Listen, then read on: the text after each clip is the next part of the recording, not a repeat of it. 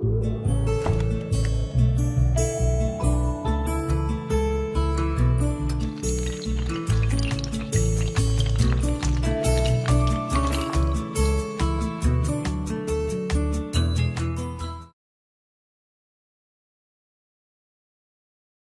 Child at Gateshead.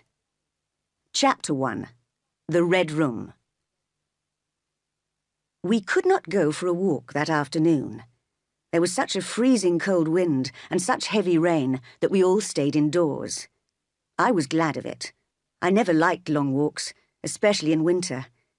I used to hate coming home when it was almost dark, with ice-cold fingers and toes, feeling miserable because Bessie, the nursemaid, was always scolding me. All the time, I knew I was different from my cousins, Eliza, John, and Georgiana Reed. They were taller and stronger than me, and they were loved. These three usually spent their time crying and quarrelling, but today they were sitting quietly around their mother in the sitting room. I wanted to join the family circle, but Mrs. Reed, my aunt, refused. Bessie had complained about me.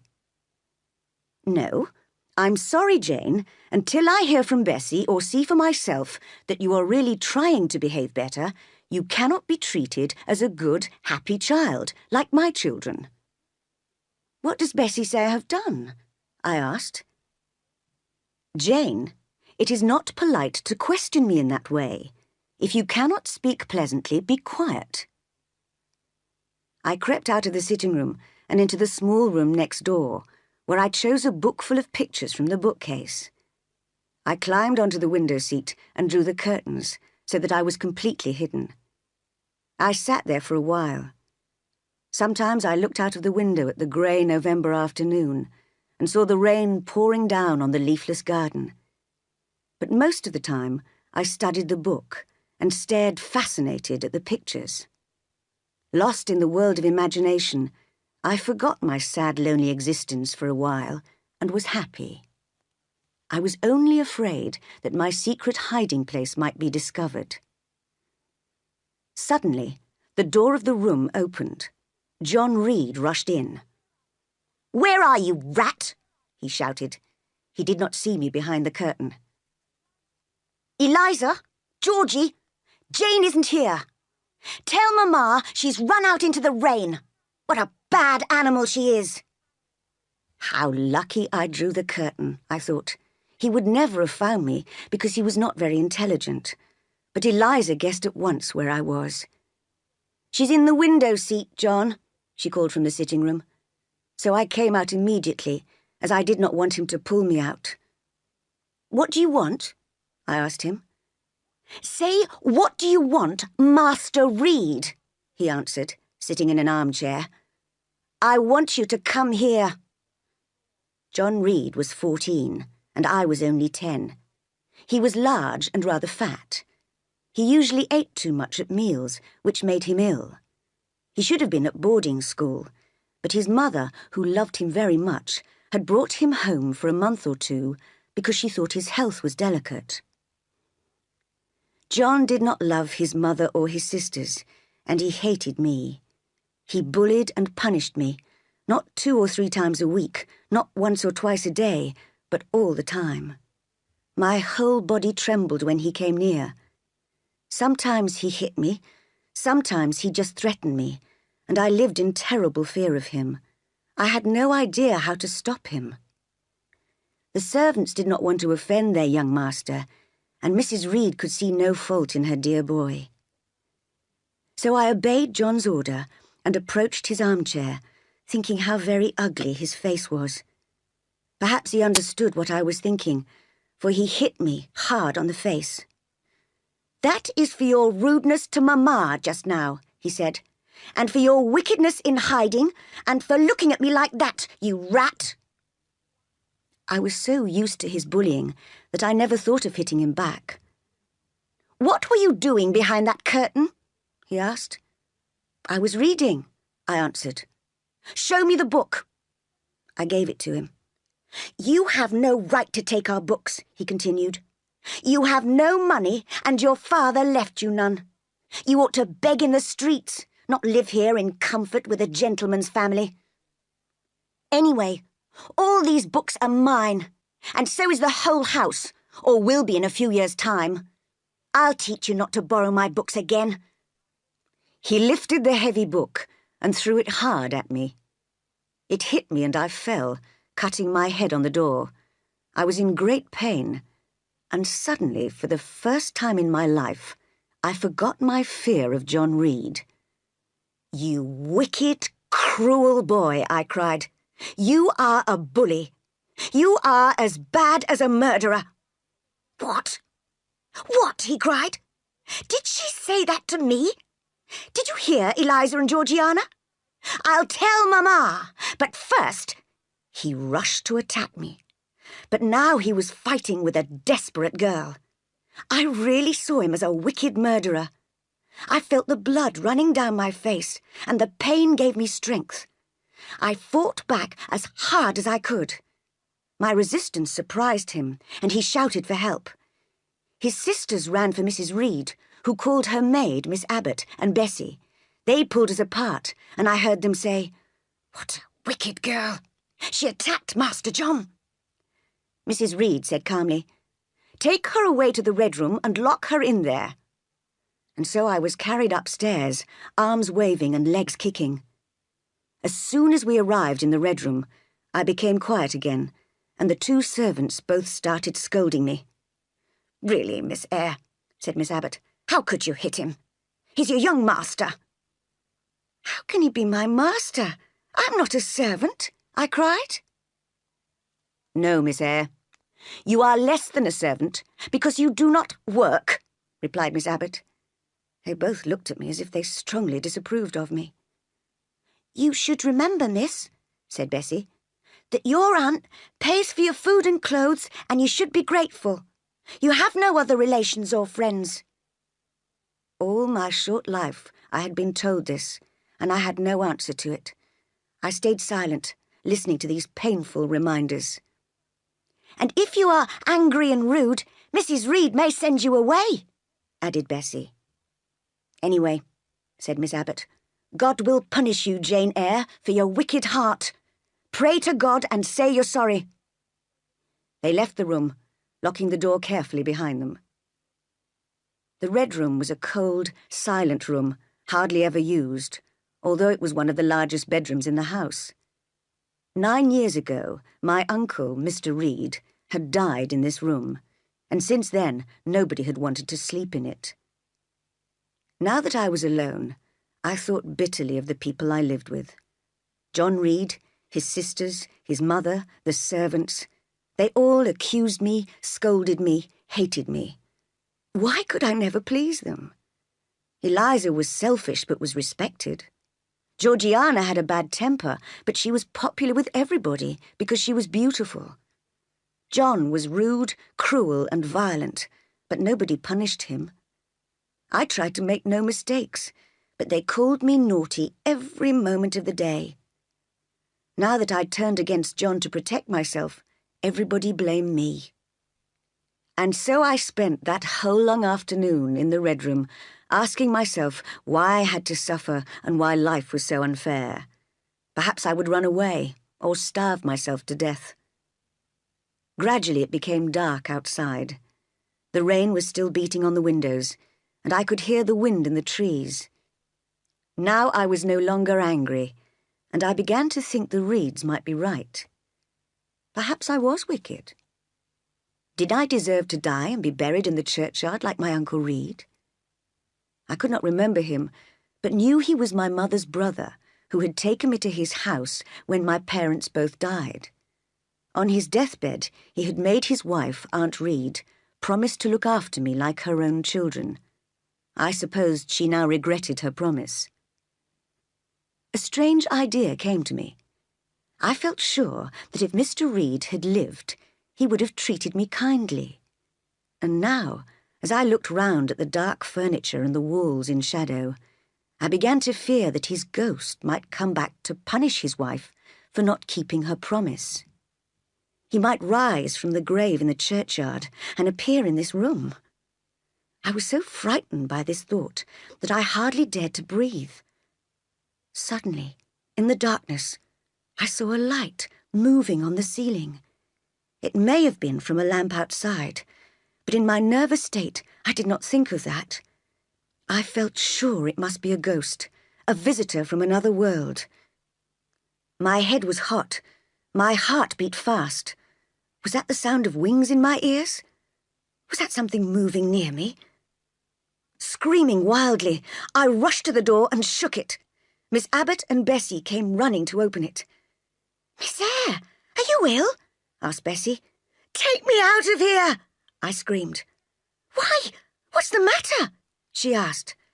"I saw a light, and I thought it was a ghost," I cried, holding tightly onto Bessie's hand. "She's not even hurt," said Miss Abbott in disgust. "She screamed just to bring us here. I know all her little tricks." "What is all this?" demanded an angry voice.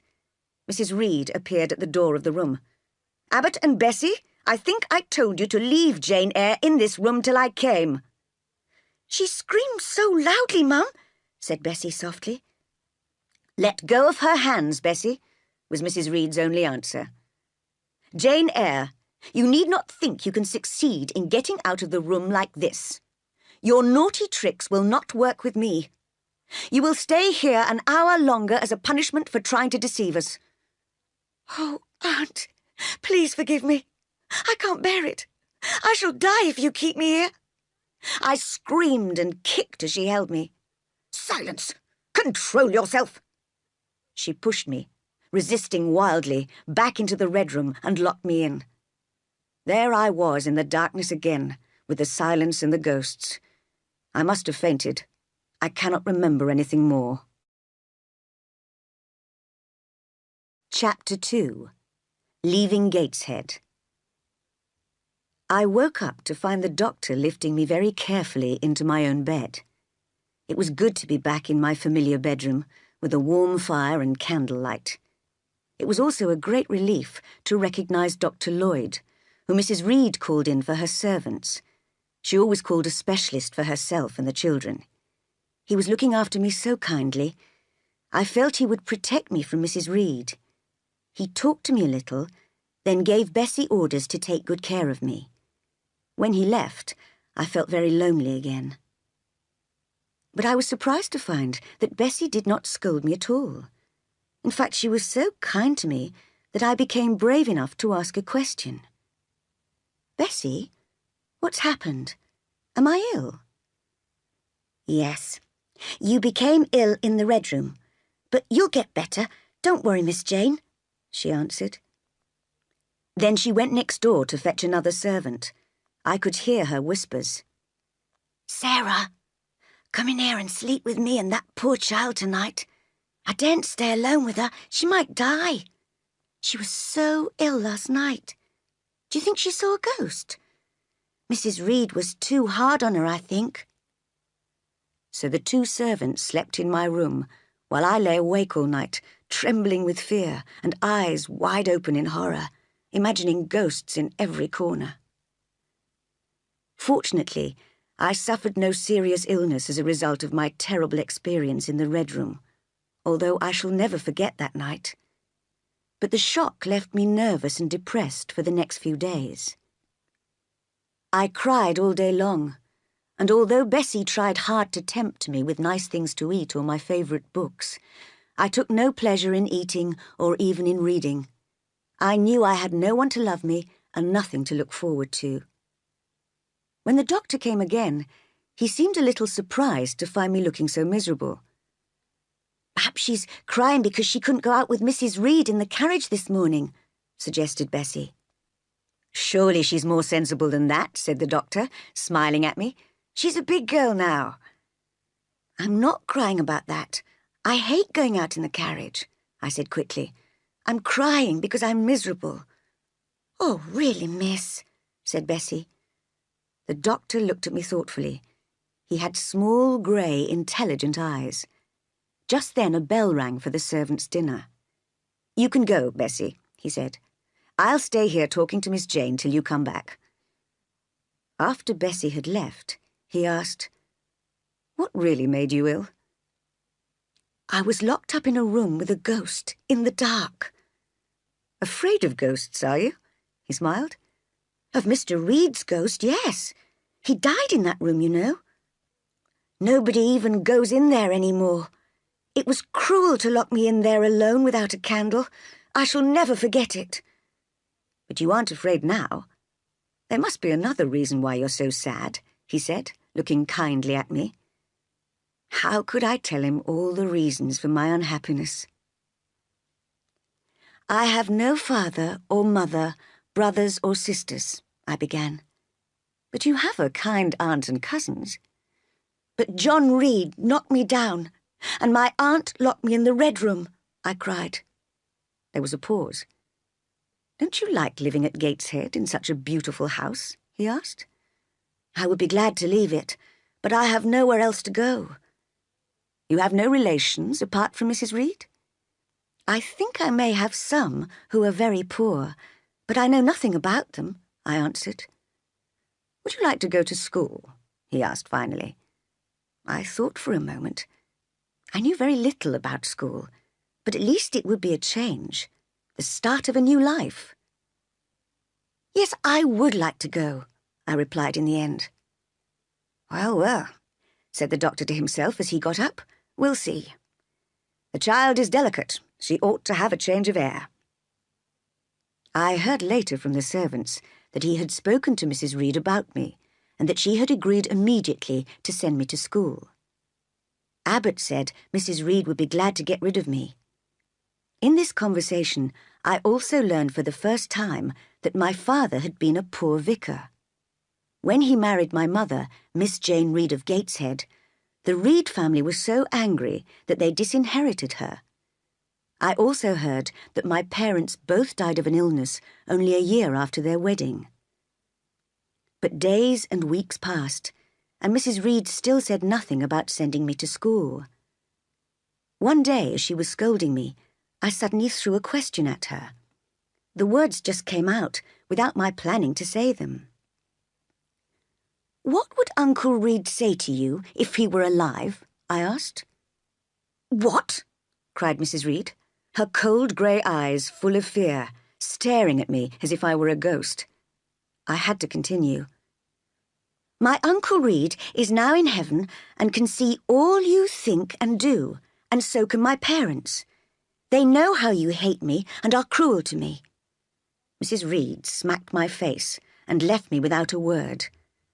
I was scolded for an hour by Bessie as the most ungrateful child in the world. And indeed, with so much hate in my heart, I did feel wicked. Christmas passed by, with no presents or new clothes for me. Every evening I watched Eliza and Georgiana putting on their new dresses and going out to parties. Sometimes Bessie would come up to me in my lonely bedroom, bringing a piece of cake. Sometimes she would tell me a story, and sometimes she would kiss me good night. When she was kind to me, I thought she was the best person in the world, but she did not always have time for me. On the morning of the 15th of January, Bessie rushed up to my room to tell me a visitor wanted to see me. Who could it be? I knew Mrs. Reed would be there too, and I was frightened of seeing her again. When I nervously entered the breakfast room, I looked up at a black column. At least that is what he looked like to me. He was a tall, thin man dressed all in black, with a cold, stony face at the top of the column. This is the little girl I wrote to you about, said Mrs. Reed to the stony stranger. Well, Jane Eyre, said the stranger heavily, and are you a good child? It was impossible to say yes, with Mrs. Reed sitting there, so I was silent. Perhaps the less said about that, the better, Mr. Brocklehurst, said Mrs. Reed, shaking her head. I'm sorry to hear it, he answered. Come here, Jane Eyre, and answer my questions. Where do the wicked go after death? They go to hell, I answered. And what must you do to avoid going there? He asked. I thought for a moment, but could not find the right answer. I must keep in good health and not die, I replied. Wrong. Children younger than you die all the time. Another question. Do you enjoy reading the Bible? Yes, sometimes, I replied, hesitating. That is not enough. Your answers show me you have a wicked heart. You must pray to God to change it if you ever want to go to heaven. Mr. Brocklehurst, interrupted Mrs. Reed, I mentioned to you in my letter that this little girl has in fact a very bad character. If you accept her at Lowood School, please make sure that the headmistress and teachers know how dishonest she is. She will try to lie to them, of course. You see, Jane, you cannot try your tricks on Mr. Brocklehurst. However hard I had tried to please Mrs. Reed in the past, she always thought the worst of me. It was not surprising that I had come to hate her. Now she was accusing me in front of a stranger. My hopes of starting a new life at school began to fade. Do not worry, madam, Mr. Brocklehurst said.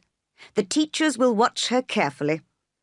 Life at Lowood will do her good. We believe in hard work, plain food, simple clothes, and no luxury of any kind. I will send her as soon as possible then, Mr. Brocklehurst. I hope she will be taught according to her low position in life. Indeed she will, madam. I hope she will be grateful for this opportunity to improve her character. Little girl, read this book. It tells the story of the sudden death of a young girl who was a liar. Read and pray. After Mr. Brocklehurst had given me the book and left, I felt I had to speak. Anger was boiling up inside me. I walked up to Mrs. Reed and looked straight into her eyes. I do not deceive people. If I told lies, I would say I loved you, but I don't. I hate you. I will never call you aunt again as long as I live. If anyone asks how you treated me, I will tell them the truth, that you are very cruel to me. People think you're a good woman, but you are lying to them. Even before I'd finished, I began to experience a great feeling of freedom and relief. At last, I had said what I felt. Mrs. Reed looked frightened and unhappy. Jane, I want to be your friend. You don't know what you're saying. You are too excited. Go to your room and lie down. I won't lie down. I'm quite calm. Send me to school soon, Mrs. Reed. I hate living here. I will indeed send her soon, murmured Mrs. Reed to herself. Part 2.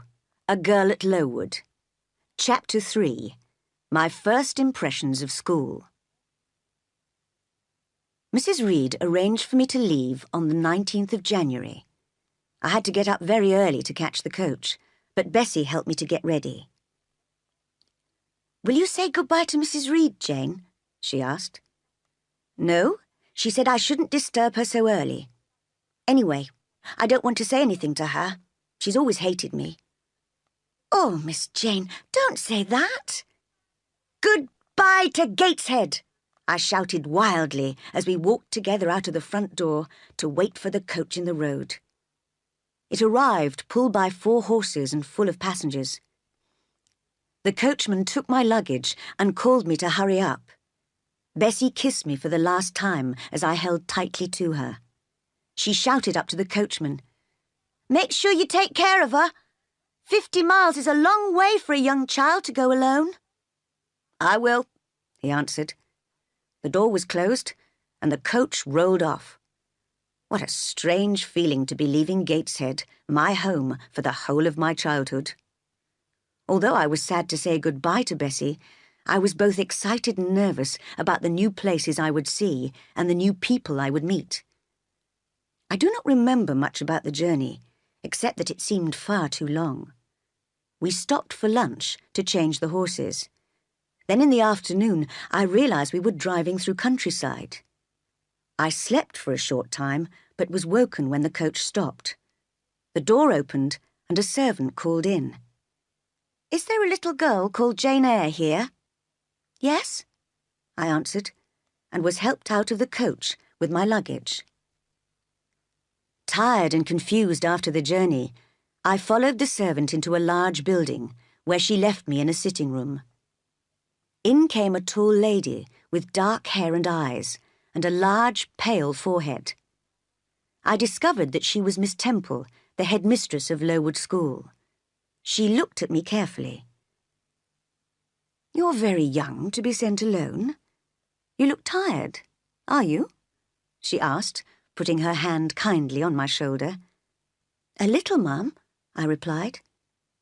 "How old are you, and what is your name?" "I'm Jane Eyre, ma'am, and I'm 10 years old." "Well, I hope you will be a good child at school," she said, touching my cheek gently with her finger.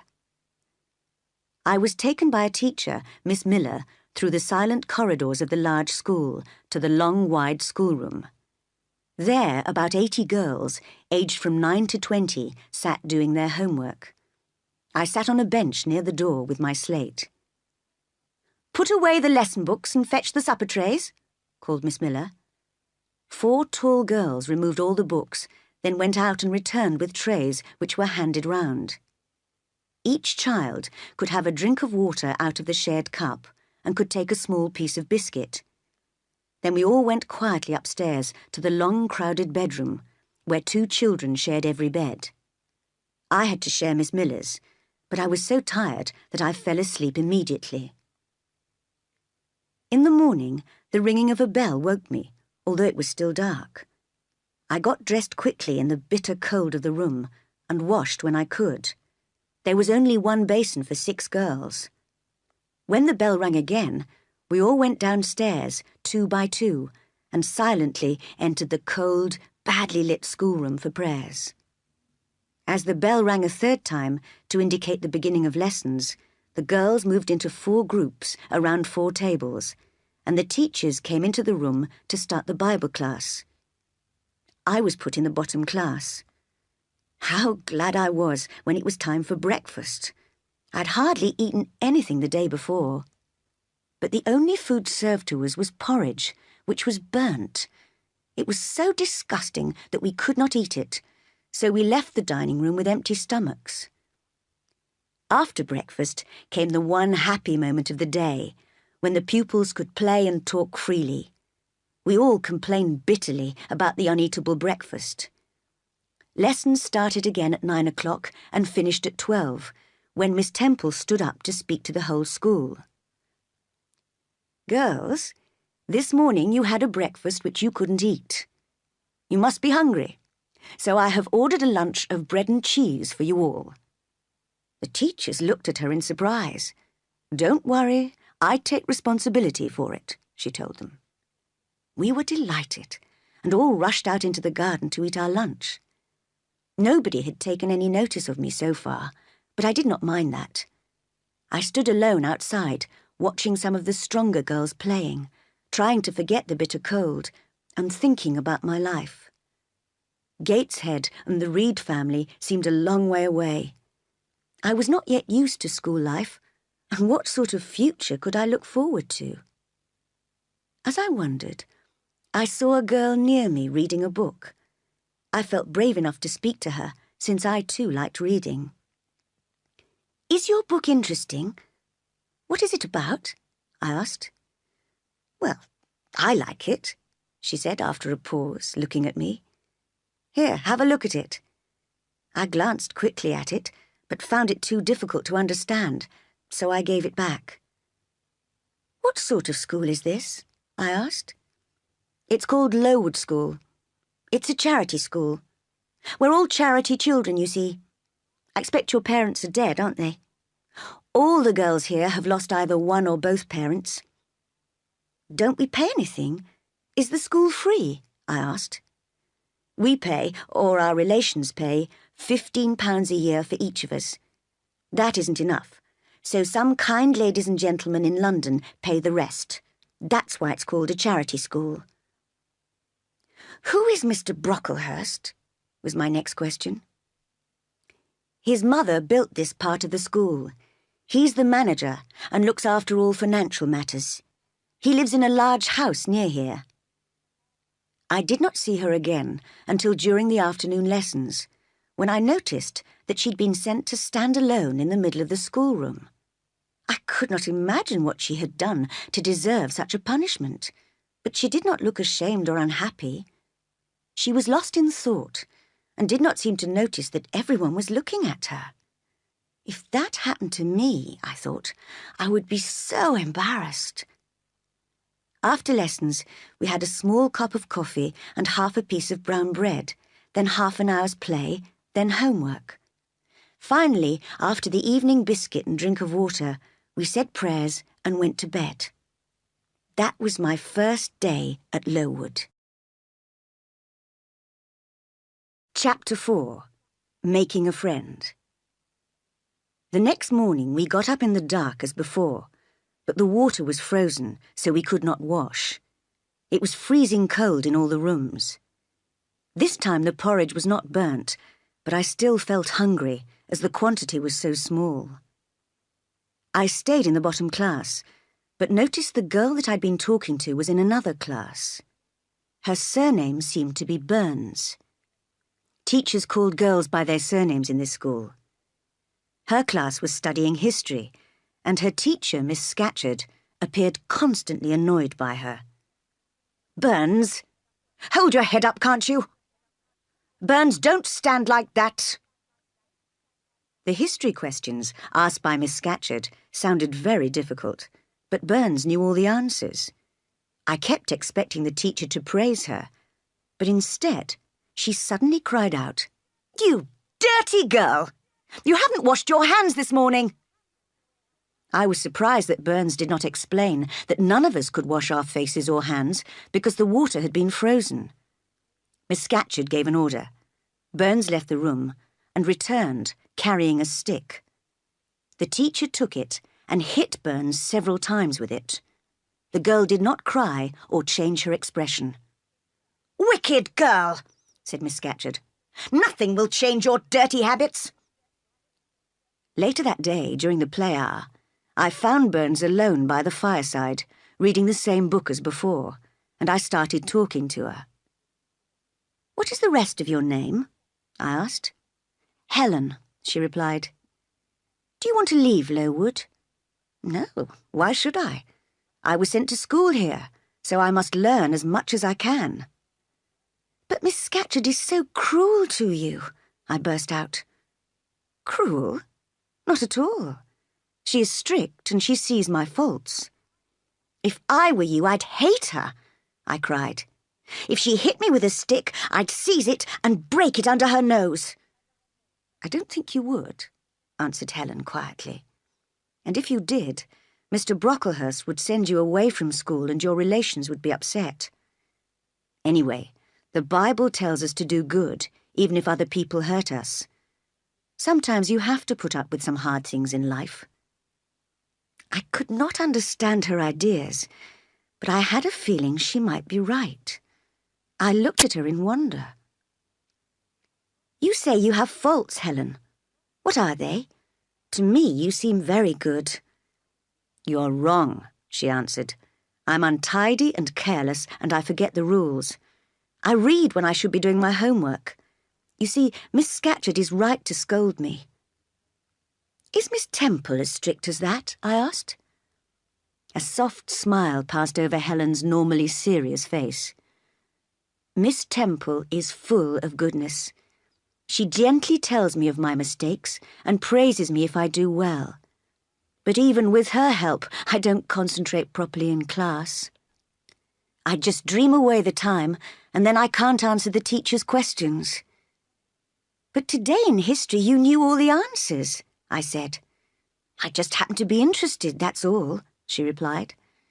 "I expect you're always interested in Miss Temple's lessons, because you like her and she's good to you. I'm like that. I love those who love me, and I hate those who punish me unfairly." "You should read the Bible and do what Christ says. People who believe in God should love their enemies," said Helen. "Then I should love Mrs. Reed and her son John, which is impossible," I cried. Helen asked me to explain what I meant, and listened carefully to the long story of what I had suffered at Gateshead. Well, I asked impatiently at the end, isn't Mrs. Reed a bad woman? Don't you agree with me? It's true she has been unkind to you because she dislikes your faults, as Miss Scatcherd dislikes mine. But look how bitterly you remember every angry word. Wouldn't you be happier if you tried to forget her scolding? Life is too short to continue hating anyone for a long time. We all have faults, but the time will come soon when we die, when our wickedness will pass away with our bodies, leaving only the pure flame of the spirit. That's why I never think of revenge. I never consider life unfair. I live in calm, looking forward to the end. For a moment, we both stayed silent. Then one of the big girls came up, calling, "Helen Burns, go and put away your work and tidy your drawer immediately, or I'll tell Miss Scatcherd." Helen sighed, and getting up, silently obeyed. Chapter 5. Mr. Brocklehurst's Visit and its Results. It was difficult for me to get used to the school rules at Lowood, and to the hard physical conditions. In January, February and March, there was deep snow, but we still had to spend an hour outside every day. We had no boots or gloves, and my hands and feet ached badly. We were growing children, and needed more food than was provided. Sometimes the big girls bullied us little ones, and made us hand over our tea-time bread or evening biscuit. One afternoon, when I had been at Lowood for 3 weeks, a visitor arrived. All the teachers and pupils stood respectfully as he entered the schoolroom. I looked up. There, next to Miss Temple, stood the same black column which had frowned on me in the breakfast room at Gateshead.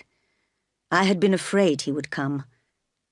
I remembered only too well Mrs. Reed's description of my character, and the promise he had given her to warn teachers at Lowood about my wickedness. Now they would consider me a bad child forever. At first, Mr. Brocklehurst spoke in a murmur to Miss Temple. I could just hear, because I was at the front of the class. "Tell the housekeeper she must count the needles, and only give out one at a time to the girls. They lose them so easily. And Miss Temple, please make sure the girls' stockings are mended more carefully. Some of them have a lot of holes." "I shall follow your instructions, sir," said Miss Temple. "And another thing which surprises me. I find that a lunch of bread and cheese has been served to the girls recently. Why is this? There is nothing about it in the rules. Who is responsible?" "I myself, sir," answered Miss Temple. "The breakfast was so badly cooked that the girls couldn't possibly eat it, so they were hungry." "Madam, listen to me for a moment. You know that I am trying to bring up these girls to be strong, patient, and unselfish. If some little luxury is not available, do not replace it with something else, but tell them to be brave and suffer, like Christ himself. Remember what the Bible says. Man shall not live by bread alone, but by the word of God. Madam, when you put bread into these children's mouths, you feed their bodies, but you starve their souls." Miss Temple did not reply. She looked straight in front of her, and her face was as cold and hard as marble. Mr. Brocklehurst, on the other hand, now looked round at the girls, and almost jumped in surprise. "Who? What is that girl with red hair? With curls, madam? With curls everywhere?"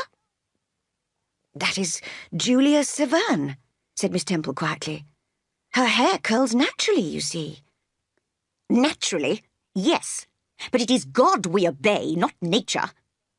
Miss Temple, that girl's hair must be cut off. I have said again and again that hair must be arranged modestly and plainly. I see other girls here with too much hair. Yes, I shall send someone tomorrow to cut all the girls' hair." "Mr. Brocklehurst," began Miss Temple. "No, Miss Temple, I insist. To please God, these girls must have short, straight hair and plain, simple clothes." He was interrupted by the arrival of 3 ladies, who had unfortunately not heard his comments on dress and hair. They all wore the most expensive clothes and had beautiful, long, curly hair. I heard Miss Temple greet them as the wife and daughters of Mr. Brocklehurst. I had hoped to hide my face behind my slate while Mr. Brocklehurst was talking, so that he would not recognize me. But suddenly the slate fell from my hand and broke in two on the hard floor. I knew only too well what would happen next. "A careless girl," said Mr. Brocklehurst quietly, almost to himself. "The new girl, I see. I must not forget to say something to the whole school about her." And then to me aloud, "Come here, child." I was too frightened to move, but two big girls pushed me towards him. Miss Temple whispered kindly in my ear, "Don't be afraid, Jane. I saw it was an accident." Her kindness touched me, but I knew that soon she would hear the lies about me, and then she would hate me. "Put the child on that chair," said Mr. Brocklehurst.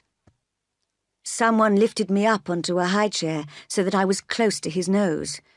Frightened and shaking, I felt everyone's eyes on me. "You see this girl?" began the black marble column. "She is young. She looks like an ordinary child. Nothing about her tells you she is evil. But she is all wickedness. Children don't talk to her. Stay away from her. Teachers watch her. Punish her body to save her soul, if indeed she has a soul, because this child, I can hardly say it, this child is a liar." "How shocking!" said the two Brocklehurst daughters, each wiping a tear or two from their eyes. "I learned this fact," continued the great man, "from Mrs. Reed, the kind lady who took care of her after her parents' death and brought her up as a member of the family. In the end, Mrs. Reed was so afraid of this child's evil influence on her own children that she had to send her here. Teachers, watch her carefully." The Brocklehurst family stood up and moved slowly out of the schoolroom. At the door, my judge turned and said, "She must stand half an hour longer on that chair, and nobody may speak to her for the rest of the day." So there I was, high up on the chair, publicly displayed as an ugly example of evil. Feelings of shame and anger boiled up inside me, but just as I felt I could not bear it any longer, Helen Burns walked past me and lifted her eyes to mine. Her look calmed me. What a smile she had! It was an intelligent, brave smile, lighting up her thin face and her tired grey eyes. When all the girls left the schoolroom at 5 o'clock, I climbed down from the chair and sat on the floor. I no longer felt strong or calm, and I began to cry bitterly. I had wanted so much to make friends at Lowood, to be good, to deserve praise. Now nobody would believe me, or perhaps even speak to me. Could I ever start a new life after this? "Never," I cried. "I wish I were dead." Just then, Helen arrived, bringing my coffee and bread. I was too upset to eat or drink, but she sat with me for some time, talking gently to me, wiping away my tears and helping me to recover. When Miss Temple came to look for me, she found us sitting quietly together. "Come up to my room, both of you," she said. We went to her warm, comfortable room upstairs. "Now tell me the truth, Jane," she said. "You have been accused, and you must have the chance to defend yourself." And so I told her the whole story of my lonely childhood with the Reed family, and of my terrible experience in the Red Room. "I know Dr. Lloyd, who saw you when you were ill," she said. "I'll write to him and see if he agrees with what you say. If he does, I shall publicly tell the school you are not a liar. I believe you now, Jane." And she kissed me. She turned to Helen. "How are you tonight, Helen? Have you coughed a lot today?" "Not very much, Ma'am." "And the pain in your chest?" "It's a little better, I think." Miss Temple examined Helen carefully and sighed a little. Then she gave us some tea and toast. For a while I felt I was in heaven, eating and drinking in the warm, pretty room with kind Miss Temple and Helen. But when we reached our bedroom, Miss Scatcherd was checking the drawers. "Burns," she said, "yours is far too untidy. Tomorrow all day you will wear a notice on your forehead saying untidy." Helen said Miss Scatcherd was quite right, and wore the notice all the next day. But I was furious, and at the end of the afternoon tore it off her head and threw it in the fire. When Miss Temple received a letter from Dr. Lloyd agreeing that what I had said was true, she told the whole school that I had been wrongly accused and was not a liar. From that moment, I felt I was accepted and set to work to learn as much as I could and make as many friends as possible. Chapter 6. Learning to Like School. Life at Lowood no longer seemed so hard as spring approached. We enjoyed walking and playing in the surrounding countryside. But with fog lying constantly in the valley, it was not a healthy place for a school. And by May, more than half the girls were seriously ill with typhus fever. As a result of poor food and bad living conditions, many girls died. While there was fear and death inside the school, the sun shone on the flowers outside and on the flowing streams in the valleys. So I and the few who had escaped illness enjoyed the beautiful summer weather, with no lessons or discipline at all. Helen Burns could not come walking with me because she was ill, not with typhus, but with tuberculosis.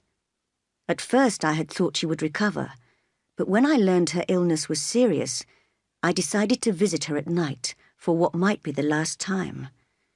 I found her lying in bed, looking pale and weak. "You've come to say goodbye," she whispered, coughing. "You're just in time. I'm going soon."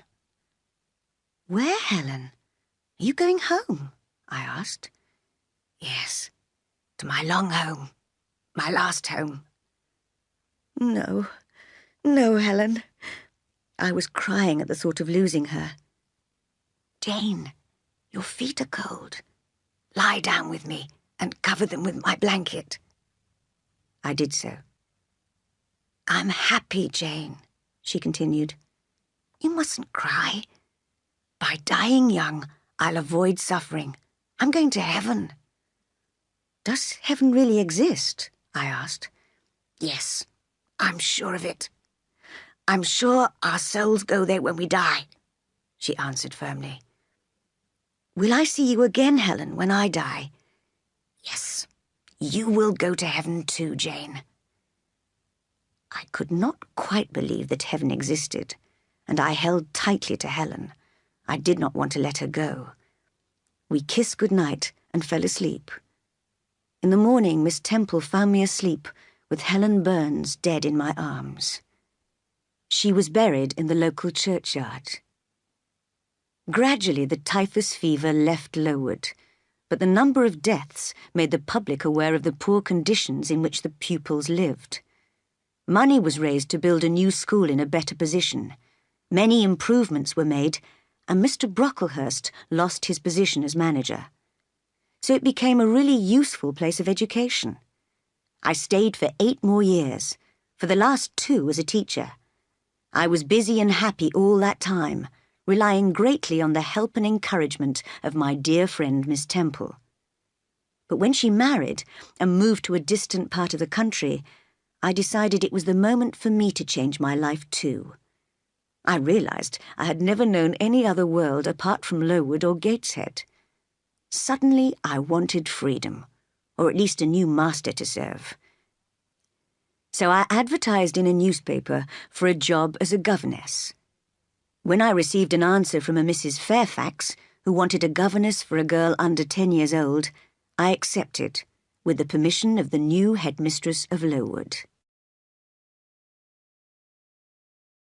Part 3.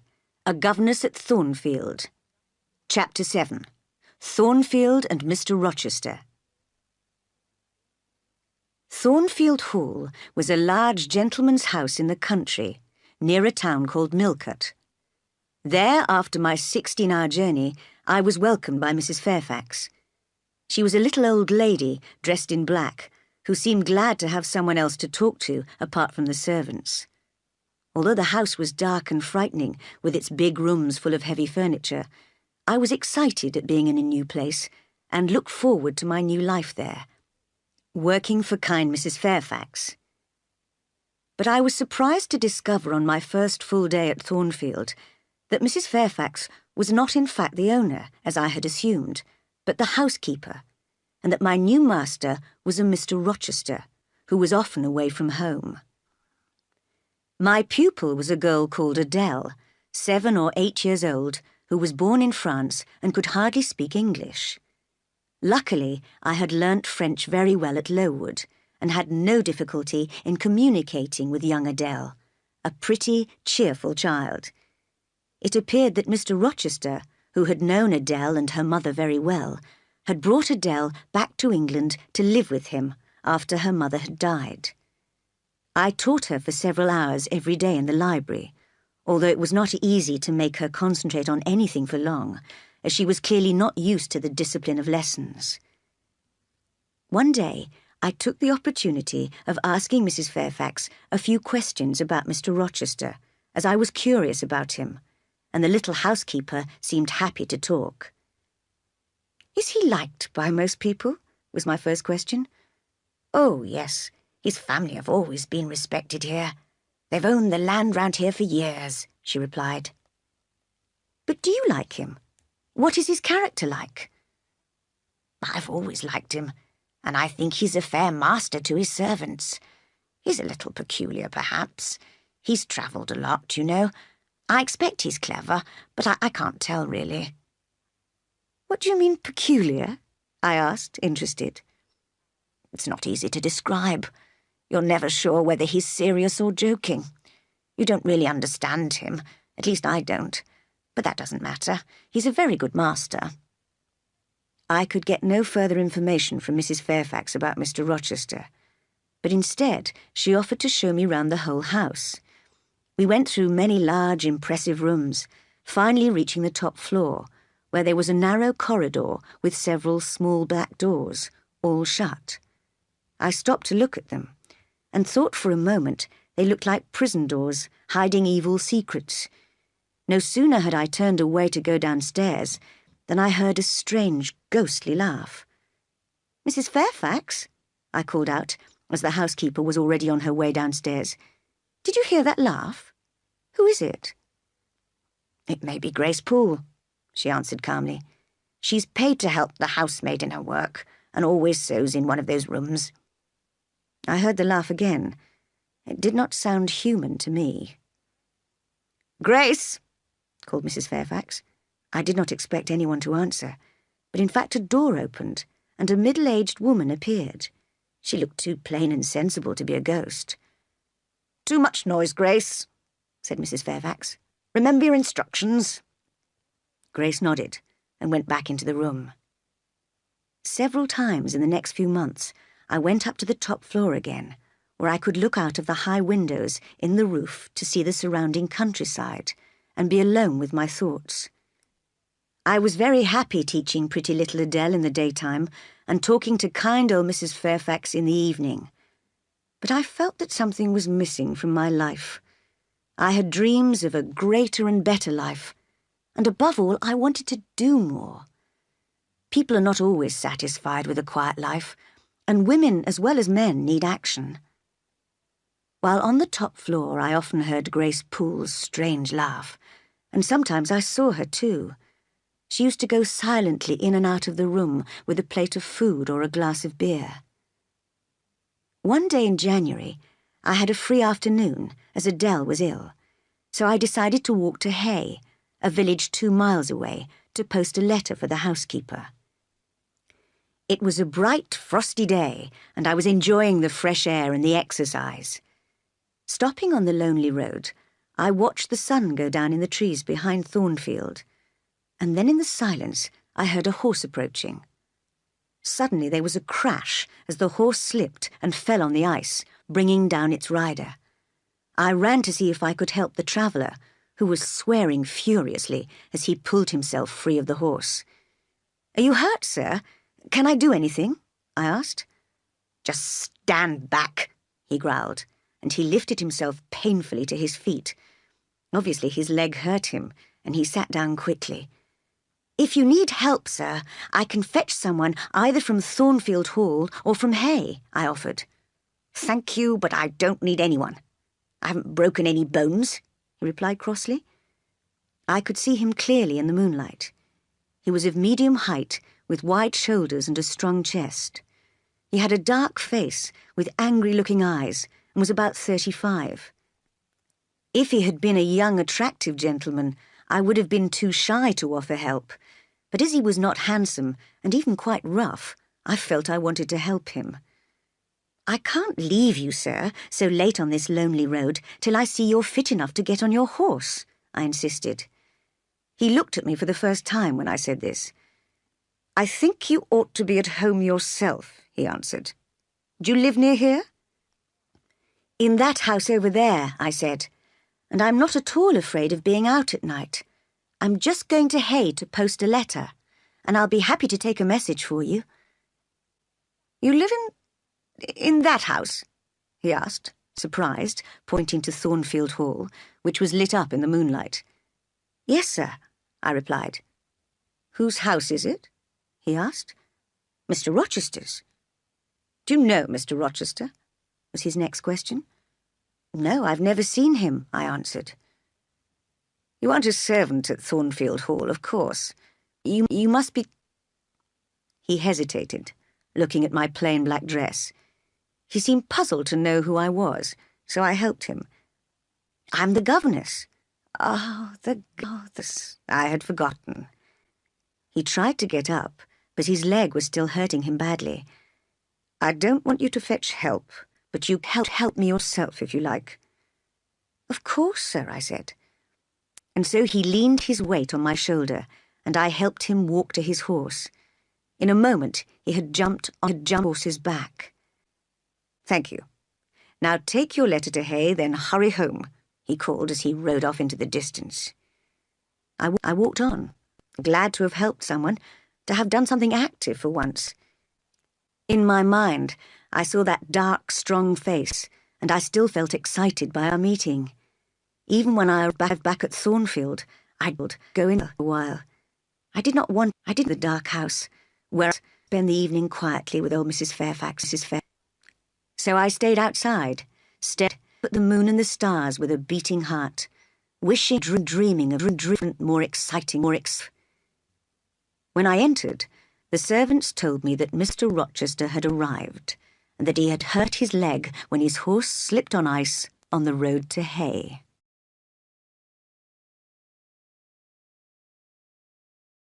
Chapter 8. Getting to know Mr. Rochester. Thornfield Hall became quite busy the next day, now that the master had returned. People kept coming to visit him on business.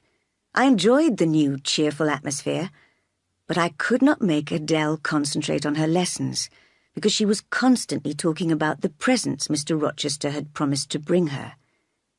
That evening, we were invited to have tea with him. I immediately recognized the traveller I had helped, with his dark hair and skin, his square forehead, and his stern look. His leg was supported on a chair, but he made no effort to greet me when I entered. In fact, he neither spoke nor moved. "Have you brought a present for Miss Eyre with you as well?" Adele asked him. "A present? Who wants a present?" he said angrily. "Did you expect a present, Miss Eyre? Do you like presents?" "I haven't much experience of them, sir," I answered. "Anyway, I have no right to expect a present, as I haven't done anything to deserve one." "Don't be so modest. I've been talking to Adele. She's not very clever, but you've taught her well." "Sir, that is my present. That's what a teacher wants most, praise of her pupil's progress." Mr. Rochester drank his tea in silence. After tea, he called me closer to the fire, while Adele played with Mrs. Fairfax. "Where were you before you came here?" he asked. "I was at Lowood School, sir, for 8 years. "Ah, yes, a charity school. 8 years. I'm surprised you lasted so long in such a place. There is something like magic in your face. When I met you on the road to Hay last night, I almost thought you had put a spell on my horse. I still wonder if you did. What about your parents? They're dead. I don't remember them. And your relations? I have none. Who recommended you to come here?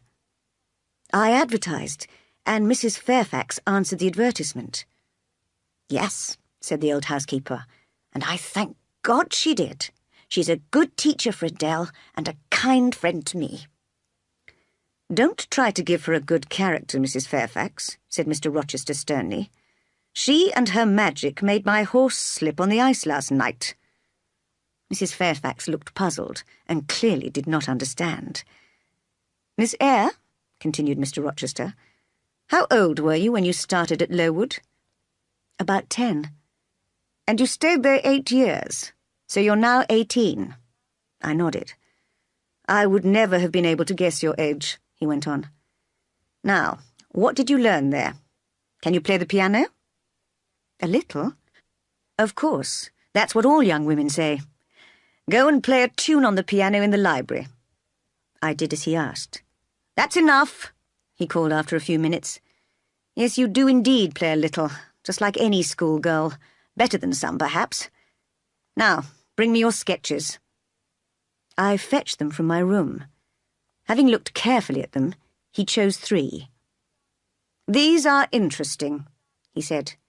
You have only expressed the shadow of your ideas because you aren't good enough at drawing or painting. But the ideas, where did they come from? Who taught you to draw wind and space and feeling? But put them away now, Miss Eyre. Do you realise it's 9 o'clock? Adele should be in bed by now. Good night to you all. Mr. Rochester's mood had suddenly changed, and he clearly wished to be alone. Later that evening, I talked to Mrs. Fairfax. You said Mr. Rochester was a little peculiar, I said. What do you think, Miss Eyre? I think he's very peculiar and quite rude. He may seem like that to a stranger. I'm so used to him that I never notice it, and he has had family troubles, you know. But he has no family, I answered.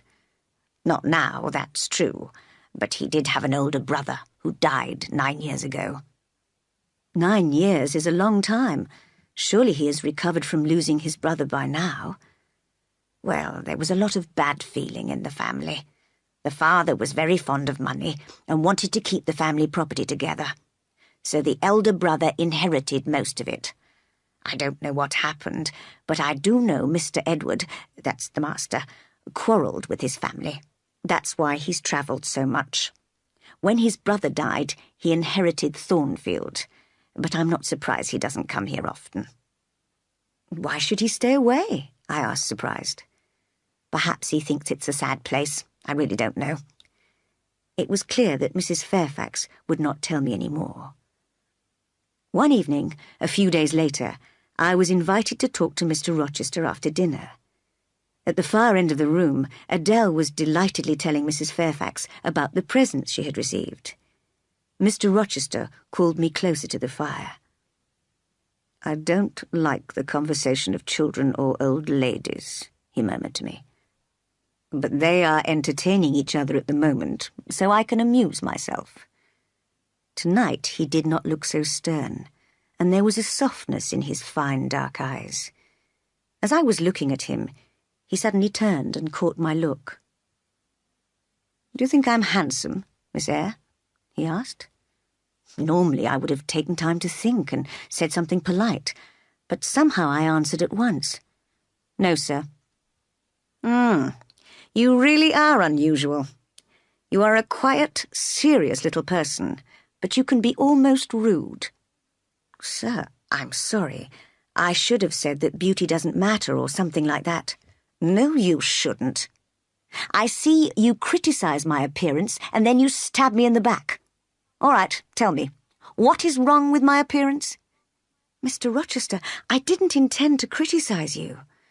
Well, now you can. Look at my head. Do you think I'm intelligent? He pointed to his huge square forehead. I do, sir. Is it rude to ask if you're also good? Stabbing me again. Just because I said I didn't like talking to old ladies and children. Well, young lady, I wanted to be good when I was younger, but life has been a struggle for me, and I've become as hard and tough as a rubber ball. I only have a little goodness left inside. He was speaking rather excitedly, and I thought perhaps he'd been drinking. Miss Eyre, you look puzzled. Tonight I want conversation. It's your turn. Speak. I said nothing, but smiled coldly. I'm sorry if I'm rude, Miss Eyre, but I'm 20 years older and more experienced than you. Don't you think I have the right to command you? No, sir, not just because you're older and more experienced than me. You would have the right only if you'd made good use of your experience of life. I don't accept that, as I've made very bad use of my experience. But will you agree to obey my orders anyway? I thought, he is peculiar. He's forgotten that he's paying me £30 a year to obey his orders, and I said, Not many masters bother to ask if their servants are offended by their orders. Of course, I'd forgotten that I pay you a salary. So will you agree because of the salary? No, sir. Not because of that, but because you forgot about it, and because you care whether a servant of yours is comfortable or not. I gladly agree. You have honesty and feeling. There are not many girls like you, but perhaps I go too fast. Perhaps you have awful faults to counterbalance your few good points. And perhaps you have too, I thought. He seemed to read my mind and said quickly, Yes, you're right. I have plenty of faults. I went the wrong way when I was 21 and have never found the right path again. I might have been very different. I might have been as good as you and perhaps wiser. I'm not a bad man, take my word for it, but I have done wrong. It wasn't my character, but circumstances which were to blame. Why do I tell you all this? Because you're the sort of person people tell their problems and secrets to. Because you're sympathetic and give them hope. Do you think so, sir? I do. You see, when life was difficult, I became desperate, and now all I have is regret. Asking forgiveness might cure it, sir. No, it won't. What I really should do is change my character, and I still could, but it's difficult.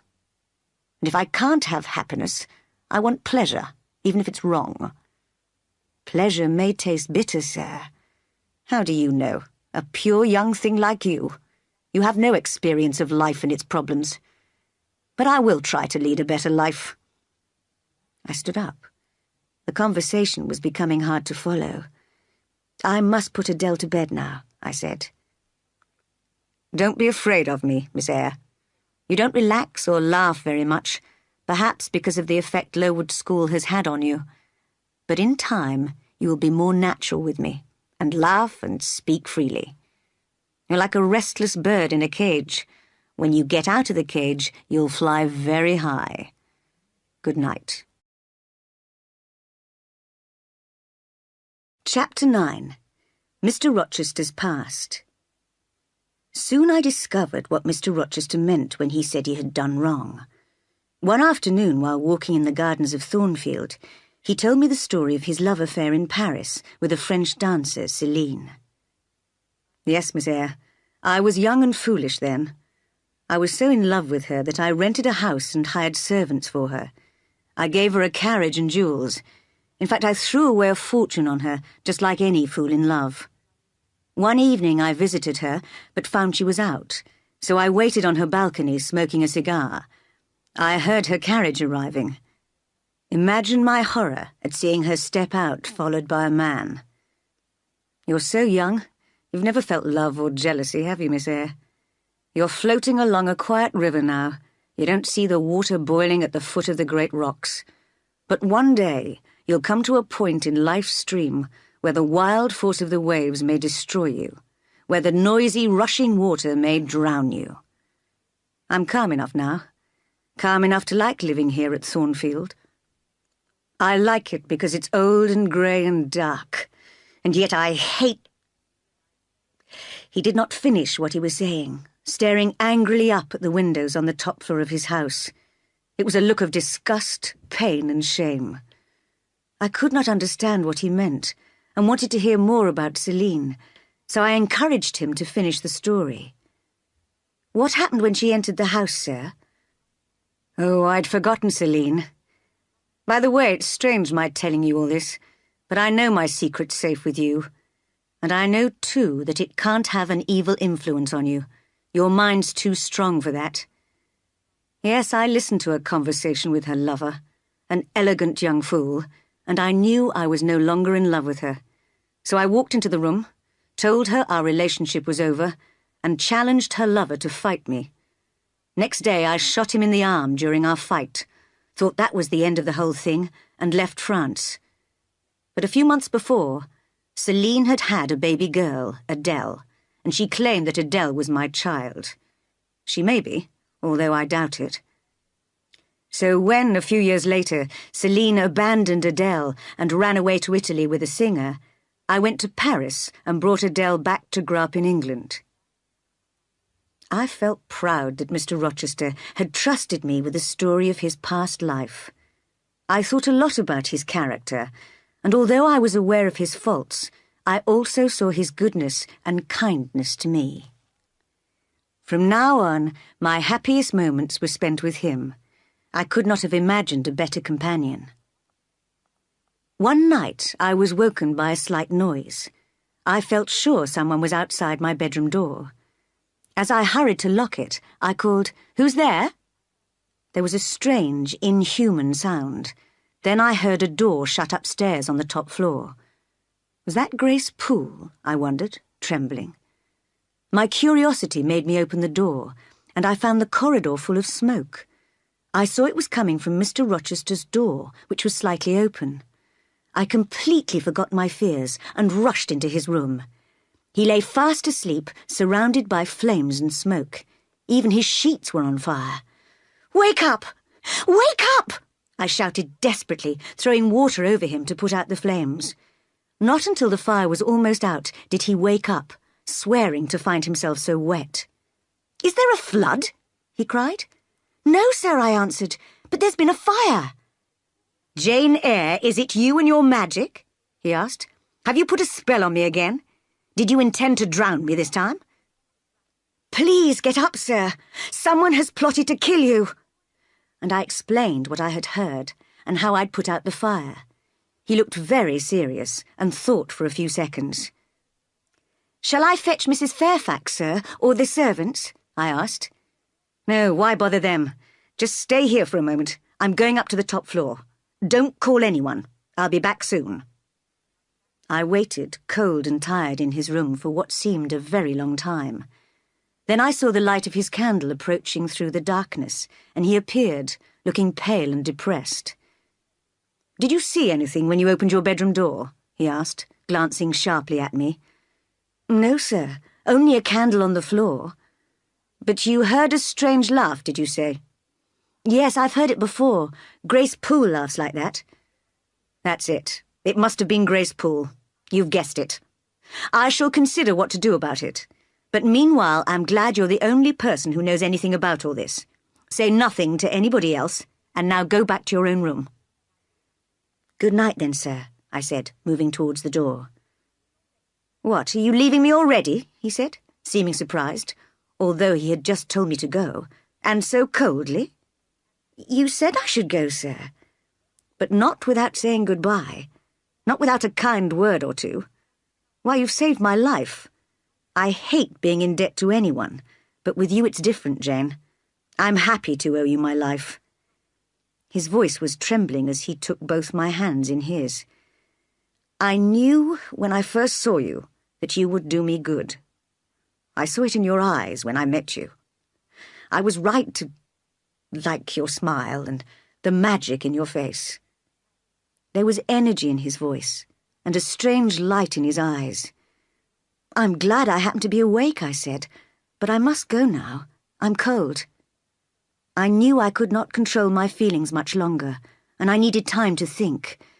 But he still held on to my hands. Then I thought of a way of escaping. "I think I hear the servants moving, sir," I said. Well, leave me, he said, and let me go. That night, or what was left of it, I could not sleep. My mind was full of confusing pictures and disturbed emotions. Chapter 10. The Mystery of Grace Poole. After this sleepless night, I was eager to see Mr. Rochester in the morning, but there was no sign of him. He'd obviously told the servants that he had accidentally set fire to his room by knocking over a lighted candle. As I passed his bedroom, I saw Grace Poole sitting inside, calmly mending the curtains. She certainly did not look desperate or mad enough to have tried to murder her master, but I decided to investigate. "Good morning, Grace," I said, entering the room. "Tell me what happened last night. The servants are talking about it." "Good morning, miss," she replied, looking up innocently. "Well, master was reading in bed and fell asleep, so he must have knocked the candle over. It set fire to the sheets, but luckily he managed to put the flames out with some water."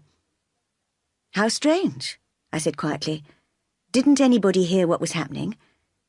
At this, she seemed to examine me carefully. "Mrs. Fairfax and you sleep nearest this room, miss. Mrs. Fairfax is a heavy sleeper, like most old people, and didn't hear anything. But you're young, miss. Perhaps you heard a noise." "I did," I whispered. "I'm sure I heard a strange laugh." She went on sewing calmly. "I don't think master would have laughed when he was in such danger," she said. "You must have been dreaming." "No, I wasn't dreaming," I replied sharply. "You didn't think of opening your door and looking out into the corridor?" she asked. I suddenly realized that if she suspected I knew of her guilt, she might attack me. "No. In fact, I locked my door," I answered, "and I shall lock it every night from now on." "That's wise of you, miss. We might have burglars at Thornfield one day. You never know." I was amazed by her self-control, and could not understand why Mr. Rochester had not asked the police to arrest her, or at least dismissed her from his service. Why had he asked me to keep the attack a secret? How could such a proud gentleman be so much in the power of one of his servants that he could not even punish her for trying to kill him? Did she know a terrible secret from his past, which he had threatened to tell? Could he ever have been in love with her? No, I thought. He could never love anyone as plain and coarse as she is. But then I'm not beautiful either, and I sometimes think he loves me. Last night, his words, his look, his voice, and my cheeks were red as I thought of those precious moments. I was now even more impatient to see Mr. Rochester, but when I was having tea with Mrs. Fairfax in the afternoon, the first thing she said was, "It's fine weather for the master's journey." "Journey?" I cried. "I didn't know he'd gone anywhere." "Oh, yes, he went off just after breakfast to visit a family in a big house about 16 miles away. I know they've invited a lot of guests who'll be staying in the house.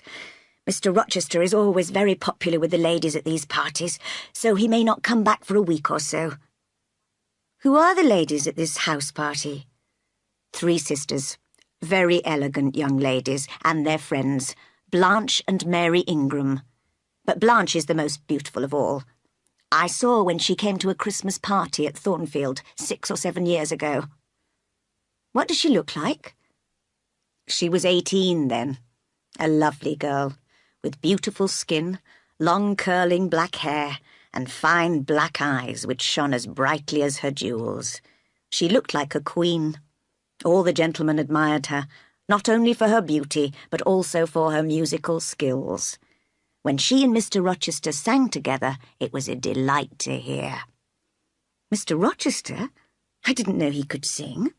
"Oh, yes, he has a very fine voice. And then she played the piano later. The master said she played extremely well." "And this beautiful lady isn't married yet?" "No, I don't think she or her sister has much money." "But I'm surprised some rich gentleman hasn't fallen in love with her. Mr. Rochester, for example. He's rich, isn't he?" "Oh, yes. But you see, there's a considerable difference in age. He's nearly 40, and she's only 25. "Well, marriages like that happen every day. Do you think—" But I was interrupted by Adele, who came to join us, and the subject was changed. That night in my room, I was stern with myself. "You, Jane Eyre," I accused my reflection in the mirror, "you are the biggest fool in the world. How could you imagine that a gentleman of family and wealth would love you, a plain little governess? Just look at yourself." And I decided that next day I would draw an honest sketch of myself and then one of Blanche Ingram, painting the most lovely face I could imagine, according to Mrs. Fairfax's description. In the future, if ever my old feelings about Mr. Rochester began to return, I would only have to glance at the two pictures to see the great difference between us, and in this way common sense would destroy my foolish dreams. Chapter 11. The Thornfield House Party. 2 disappointing weeks passed before we heard from Mr. Rochester again. During this time, I tried hard to forget my feeling for him. I reminded myself that he paid me to teach Adele, nothing more, and that no other relationship could exist between us. When his letter finally came, Mrs. Fairfax announced with great excitement that he was planning a house party at Thornfield. He was going to return in 3 days' time and had invited a large number of ladies and gentlemen to stay for several days. We all worked extremely hard in the next few days, cleaning all the rooms and preparing the food. The only person in the house who did not appear excited was Grace Poole, who stayed in her room upstairs, coming down once a day for food and drink. None of the servants seemed at all curious about her, but I once heard 2 of the maids talking, and I listened when I caught her name. "Does Grace Poole earn a lot, then?" asked one. Yes, 5 times what you and I earn," answered the other. "But she's good at the work, I expect," said the first. "Oh, she understands what she has to do, that's true," answered the second. "And not everyone will want to do her job, not even for all that money." "Quite right. I wonder whether the master—" Suddenly they saw me and broke off their conversation. "Doesn't she know?" I heard one of them whisper. "No," said the other, and they were silent. So I realized there was a secret at Thornfield which nobody wanted to tell me. At last the great day came. Everything was ready for the master and his guests. Adele and I watched from an upstairs window as the carriages arrived. In front rode Mr. Rochester on his black horse, and with him rode a beautiful lady, her black curls streaming in the wind. Blanche Ingram, I thought. We listened to the laughing and talking in the hall as the guests were welcomed by their host and his housekeeper. From a dark corner of the stairs, we admired the ladies as they went up to their rooms, and then again as they descended to dinner in their elegant evening dresses. Adele was hoping Mr. Rochester would call her down to meet the guests, but in the end she was so tired with all the excitement that she and I both went to bed early. Next morning, after breakfast, the whole group went out for the day. Again I saw Mr. Rochester and Blanche Ingram riding together. I pointed this out to Mrs. Fairfax. "You see, Mr. Rochester clearly prefers her to any of the other ladies." "Yes, he does seem to admire her," admitted the housekeeper. "And she admires him. Notice how she looks at him? But I haven't really seen her face yet. I'd like to."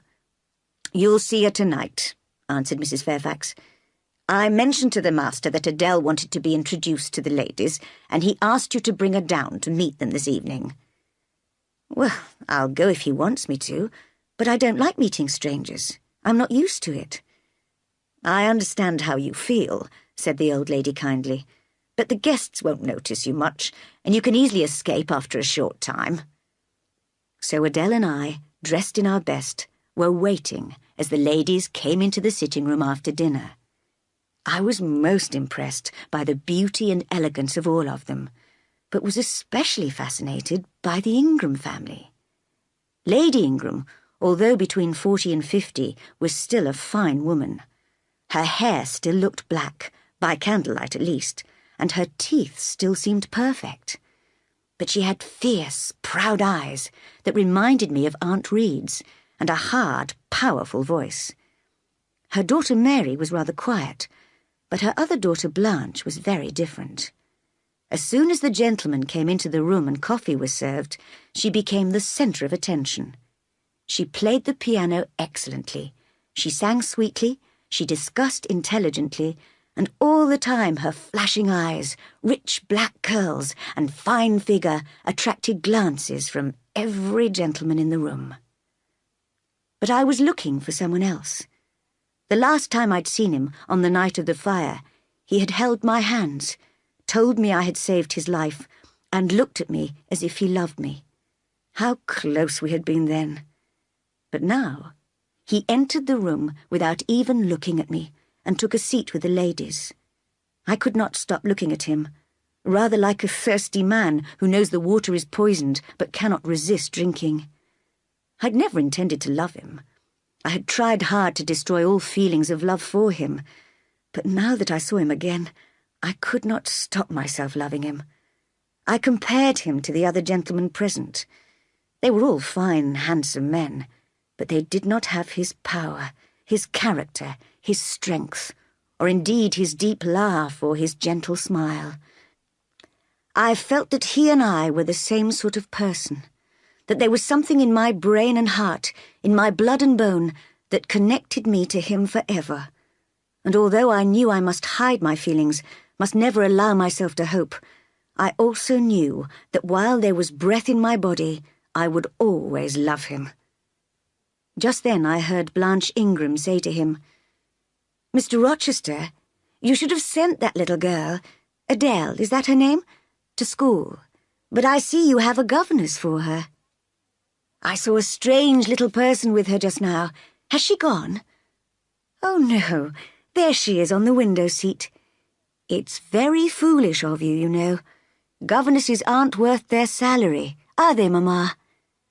"My dear, don't mention governesses to me," cried Lady Ingram, holding a white hand to her forehead. "How I have suffered with them."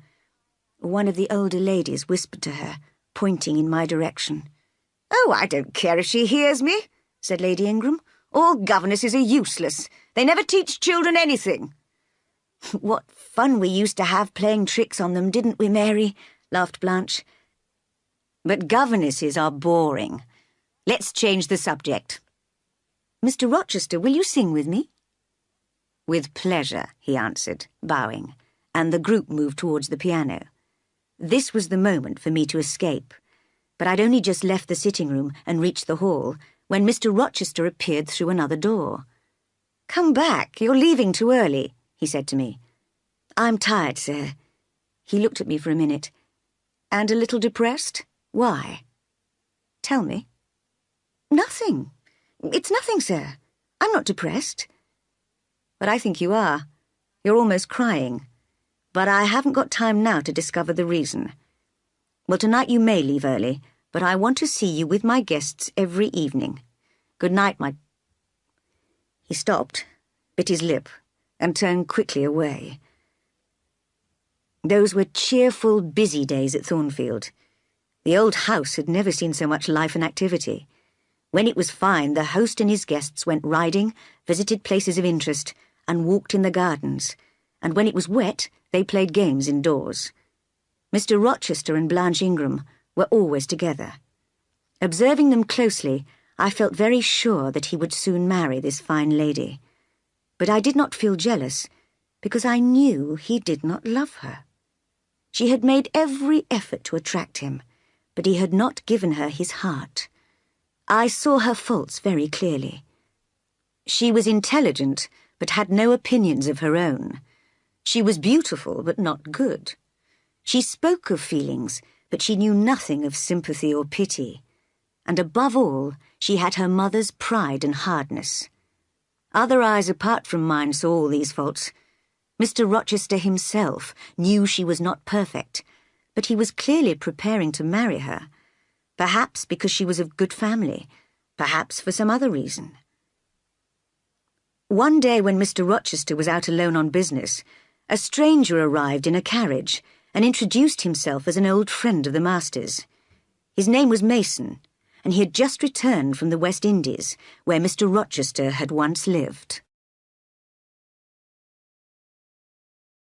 Chapter 12. The Gypsy Woman. No sooner had Mr. Mason joined the group of guests than a servant entered to announce the arrival of an old gypsy woman, who was supposed to be a skilled fortune-teller. The ladies were very excited and decided to ask her to tell their fortunes. Miss Ingram, as usual, was first, and spent 15 minutes alone with the old woman in the library. She came back looking cross. "It's just childish nonsense. How can you all believe in that sort of thing?" she said, picking up a book and pretending to read it. But as she frowned more and more and did not turn a page, I assumed that the gypsy's words were more important to her than she wanted us to think. Next, 3 young ladies went in together and came back full of praise for the gypsy's skill. "She's old and dirty and ugly," they cried, shocked, "but she knows everything about us, everything." While the gentlemen were calming them down, the servant entered the room again. "Excuse me, miss," he said to me. "The gypsy says there's another young single lady in the room. She refuses to leave the house until she's seen all the young ladies. It must be you." "Oh, I'll go," I said gladly. I was curious to see the gypsy. She was sitting in an armchair in the library, murmuring words over a little black book. Her large black hat covered most of her face, but when she lifted her head, I saw her dark eyes. "So, you want me to tell your fortune?" she asked. "Well, I must warn you, I don't believe in your skill." "I expected that. Why don't you tremble?" "I'm not cold." "Why don't you turn pale?" "I'm not ill." "Why don't you ask me to tell your fortune?" "I'm not a fool." The old woman laughed and started smoking a short black pipe. "I can prove that you're cold and ill and a fool," she said. "Listen, you're cold because you're alone. You're ill because you lack love. And you're a fool because love is near you and you won't take one step to reach it." "That's true of many people," I said, interested. "Yes, but especially true of you. I can see that happiness is waiting for you if you really want it. Tell me, in that room of fine people, isn't there one face you look at? One person you're interested in?" "I hardly know the ladies and gentlemen here," I answered. "Well, you surely know the master of the house. What do you think of his relationship with his guests, and with one particular guest?" asked the gypsy, smiling wickedly. "They're all very friendly with each other," I replied cautiously. The gypsy seemed to know a lot about Thornfield. "Friendly? I'd say more than that. In fact, I'd go so far as to mention the name of Blanche Ingram and the word marriage. They will obviously be an extremely happy couple, although I told Miss Ingram something about the Rochester property which made her look quite depressed. If a wealthier gentleman comes along, Mr. Rochester might lose his beautiful bride." "But I came to hear about my future, not Mr. Rochester's." "It depends on whether you're going to stretch out your hand for happiness. Let me look at your face. Your eyes and your mouth show me that feelings are important to you, but your forehead shows me that common sense is your main guide in life. You will never do anything wrong or shameful. Well, I respect that. I don't want sacrifice or sorrow in my life. I want... But that will do. I'd like to stay here looking at you forever, but I must stop acting now." Was I dreaming? What was happening? The old woman's voice had changed and become as familiar to me as my own. "Well, Jane, do you know me?" asked the familiar voice, and struggling with the old clothes, Mr. Rochester stepped out of his disguise. "Sir, you've been talking nonsense to make me talk nonsense. It's hardly fair." "Do you forgive me, Jane?" "I shall try to, sir, but you shouldn't have done it." "What are my guests doing, Jane?" "Discussing the gypsy, I imagine. Oh, and did you know that a stranger has arrived to see you?" A stranger? I wasn't expecting anyone. Who can it be? His name's Mason, sir, and he comes from the West Indies. The smile froze on Mr. Rochester's lips, and his face went white. Mason? The West Indies? He repeated 3 times. Do you feel ill, sir? I asked, worried. Jane, help me, he murmured, almost falling. I helped him to sit down and sat with him. He took my hand and rubbed it gently. I wish I were on an island with you and nobody else, with no trouble or danger or terrible memories to make me suffer. How can I help you, sir? I'd give my life to help you. Jane, if I need help, I'll ask you, I promise. Get me a glass of wine now. I fetched one from the dining room and gave it to him. He looked less pale, but very stern. Jane, if all those fine guests of mine came and spat at me, what would you do? He asked. Turn them out of the house, sir, if I could. But if they only looked at me coldly and whispered behind their hands about me, and then left me one by one, I'd stay with you, sir, to comfort you. And if the whole world disapproved of me, would you still stay with me? If you deserved my friendship, as I'm sure you do, I wouldn't care about other people's disapproval. Thank you, Jane. Now go and ask Mr. Mason to come and see me. So I did, and leaving the 2 men in the library, went to bed. Much later I heard him showing Mr. Mason to his bedroom, and was glad that Mr. Rochester sounded so cheerful. Chapter 13. The Stranger is Attacked.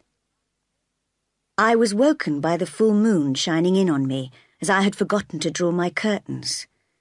Suddenly, a wild, terrible cry broke the silence, echoing throughout the house. My heart missed a beat.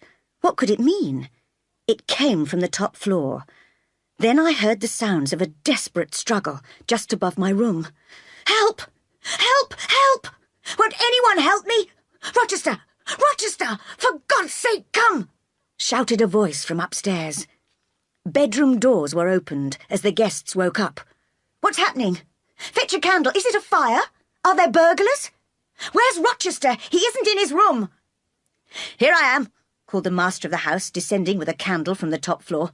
It's all right. Don't be afraid, ladies. A servant's had a bad dream, that's all, and started screaming. Nothing to worry about. Please go back to your rooms. You'll catch cold otherwise. And so he calmed his guests and persuaded them to return to their rooms. But I knew that the sounds I had heard could have nothing to do with a servant's dream. So I dressed and waited in my room in case I was needed. After about an hour, when Thornfield Hall was completely silent again, there was a cautious knock on my door. "Are you awake, Jane?" asked the voice I had been expecting. "Yes, sir, and dressed." "Good. I need you. Come and help me. Bring a clean cloth with you." We went quietly up to the top floor, where he unlocked one of the small black doors. "Do you feel faint at the sight of blood?" he asked. "I don't think so," I replied. We entered a room with curtains hung on the walls. One of the curtains was tied back to reveal a secret door into another small room. From there came an angry growling sound, almost like a dog. "Wait here," said Mr. Rochester, and went into the secret room, where a shout of laughter greeted him. Oh, so Grace Poole was there. He came out quickly and closed the secret door. Then he showed me why he needed me. In an armchair lay Mr. Mason, his clothes and his arm covered in blood. As we bent over him, he opened his eyes and groaned. "Am I going to die?" he murmured weakly. "No, man, don't be foolish. It's just a scratch," answered Mr. Rochester. "Now, Jane," turning to me, "I'll have to leave you in this room with Mason while I fetch the doctor. You must wipe away the blood with a damp cloth like this, and help him to drink a little water. But on no account must you speak to him. Is that understood?" I nodded, and nervously watched him leave the room. I could hear him turning the key in the lock. So here I was, in the middle of the night, locked in with a bleeding, dying man and a wild, murdering woman only the other side of a door.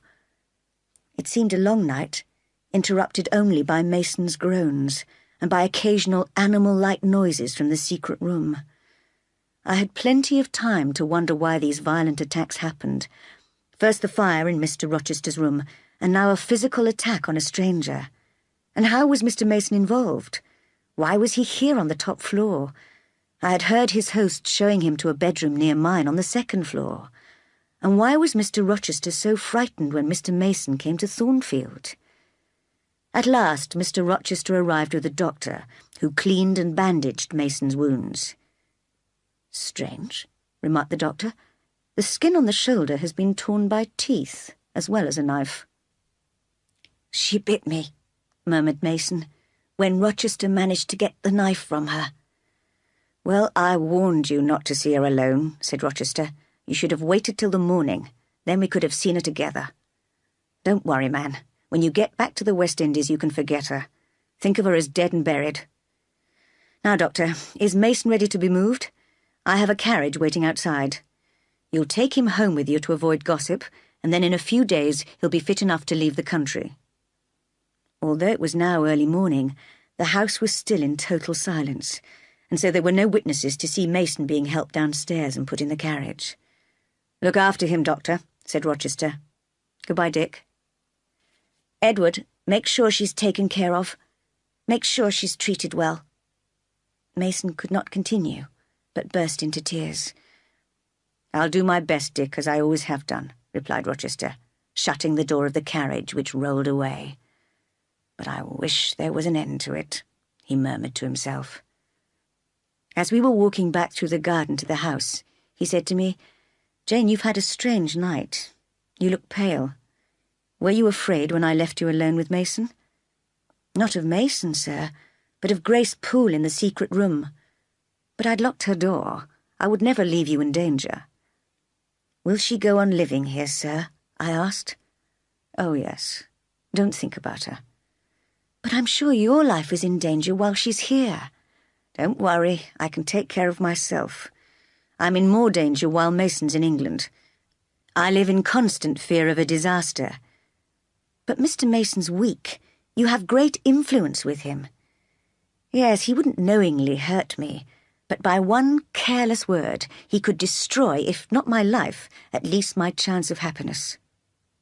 Sit down with me on this bench, Jane. I want to ask you something." The early sun warmed the bench and the birds were singing.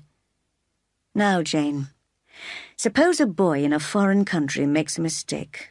Not a crime, mind you. The results of this mistake have a terrible effect on his whole life. He comes home after years of suffering and meets someone who is fresh and good and pure. Now, can he ignore society? Can he forget the past and live the rest of his life with her in peace?" It was a difficult question to answer. In the end, I said, "You can't rely on a human being to cure you of evil and give you peace. You must ask God's help." "But I think I've found the cure. It's—" He paused. I held my breath. I almost thought the birds would stop singing to hear the name he was going to say. "Yes," he said in quite a different, hard voice. "You've noticed my love for Miss Ingram, haven't you? Don't you think she'll cure me of my wickedness, Jane? Oh, I can hear some of the guests in the garden. Go into the house by the back door." As I went one way and he another, I heard him say cheerfully to the gentleman, "Mason's already left. I got up early to say goodbye to him." Chapter 14. Trouble at Gateshead. When I was a child at Gateshead, Bessie the nursemaid used to say that to dream of children was a sure sign of trouble to come. For a whole week now, I had dreamt of a small child every night, and perhaps Bessie was right, as a message came from Gateshead. It appeared that my cousin John Reed, who had spent and wasted all his money and some of his mother's, and been in debt or in prison most of his life, had killed himself a week before. And then Mrs. Reed, whose health had been badly affected by worrying about her son, had suddenly fallen ill when she heard of his death. Although she could hardly speak, She had recently managed to express a wish to see me, and so my cousins Eliza and Georgiana had sent their coachman Robert to bring me back to Gateshead. I felt I could not refuse to see my aunt, perhaps for the last time. So I went to ask Mr. Rochester's permission to leave Thornfield for a while. I found him talking to Miss Ingram, who looked at me in disgust when I interrupted their conversation. "Well, Jane, what is it?" he asked, when we had left the room full of guests and gone into the library. "Please, sir, I would like permission to visit my aunt, who is ill, for a week or two." "Your aunt? You told me you had no relations." "I have none who love me, sir. She's Mrs. Reed, my uncle's wife. Her son has died recently. I really can't neglect her now that she is dying." "What nonsense, Jane. Rushing off to visit an old lady who has never loved you. But I see you've decided to go. Where does she live, and how long will you stay?" "She lives at Gateshead, sir, 100 miles away. I'll stay as short a time as I can." "Promise me only to stay a week." "I can't promise, sir. I might have to stay longer." "And you certainly can't travel 100 miles alone." "They've sent the coachman for me, sir. I'll leave tomorrow." Mr. Rochester thought for a while. "Well, you'll need some money. I haven't paid you any salary yet. How much have you in the world, Jane?" he asked, smiling. I showed him my tiny purse. He took it and laughed as he counted the few coins. Then he took out his wallet. "Here is £50, he said, offering me a note. "But you only owe me £15, sir," I cried. "On second thoughts, give me that back. If you had £50, perhaps you would stay away for 3 months. Here is £10. Is that enough?" "Now you owe me £5, sir," I pointed out. "You'll have to come back for it then," he said, laughing. "There's something else, sir. You've told me you're going to marry soon.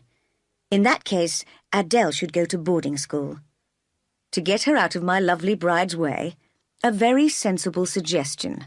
But what about you? "I must find another job somewhere. I'll advertise." "Don't you dare," he growled. "Promise me, Jane, not to look for another job. I'll take care of that." "I'll promise, sir, if you promise that Adele and I will be out of your house before your bride enters it." "Very well. And now we must say goodbye." "Goodbye, Mr. Rochester." I set out early the next morning and travelled all day. As I approached Gateshead Hall, I realised it was 9 years since I had left it. In that time I had made some friends, gained much self-confidence, and finally lost my hatred of the Reeds. I was delighted to see my old friend Bessie again. She had married Robert the coachman and was very busy with her 3 young children. The house itself had not changed at all, but my cousins certainly had. Eliza was now very tall and thin, with a rather sour face, dressed in very plain clothes, and with a cross hanging round her neck. Georgiana, on the other hand, was still pretty but very fat, and wore extremely fashionable clothes. They did not seem pleased to see me. In fact, they more or less ignored me, but I hardly noticed their rudeness. I told the housekeeper that I would be staying for several days, and then went straight to my aunt's room. I remembered it well from my childhood. I had often been called there to be punished. Bending over her bed, I kissed her. "How are you, dear aunt?" I asked. I had sworn never to call her aunt again, but I did not regret breaking that promise to myself. I held her hand. "Are you Jane Eyre?" she asked. Her face, although deathly pale, was as stern as ever, and she removed her hand from mine. "That child was more trouble to me than anyone would believe. I was glad to send her to Lowood.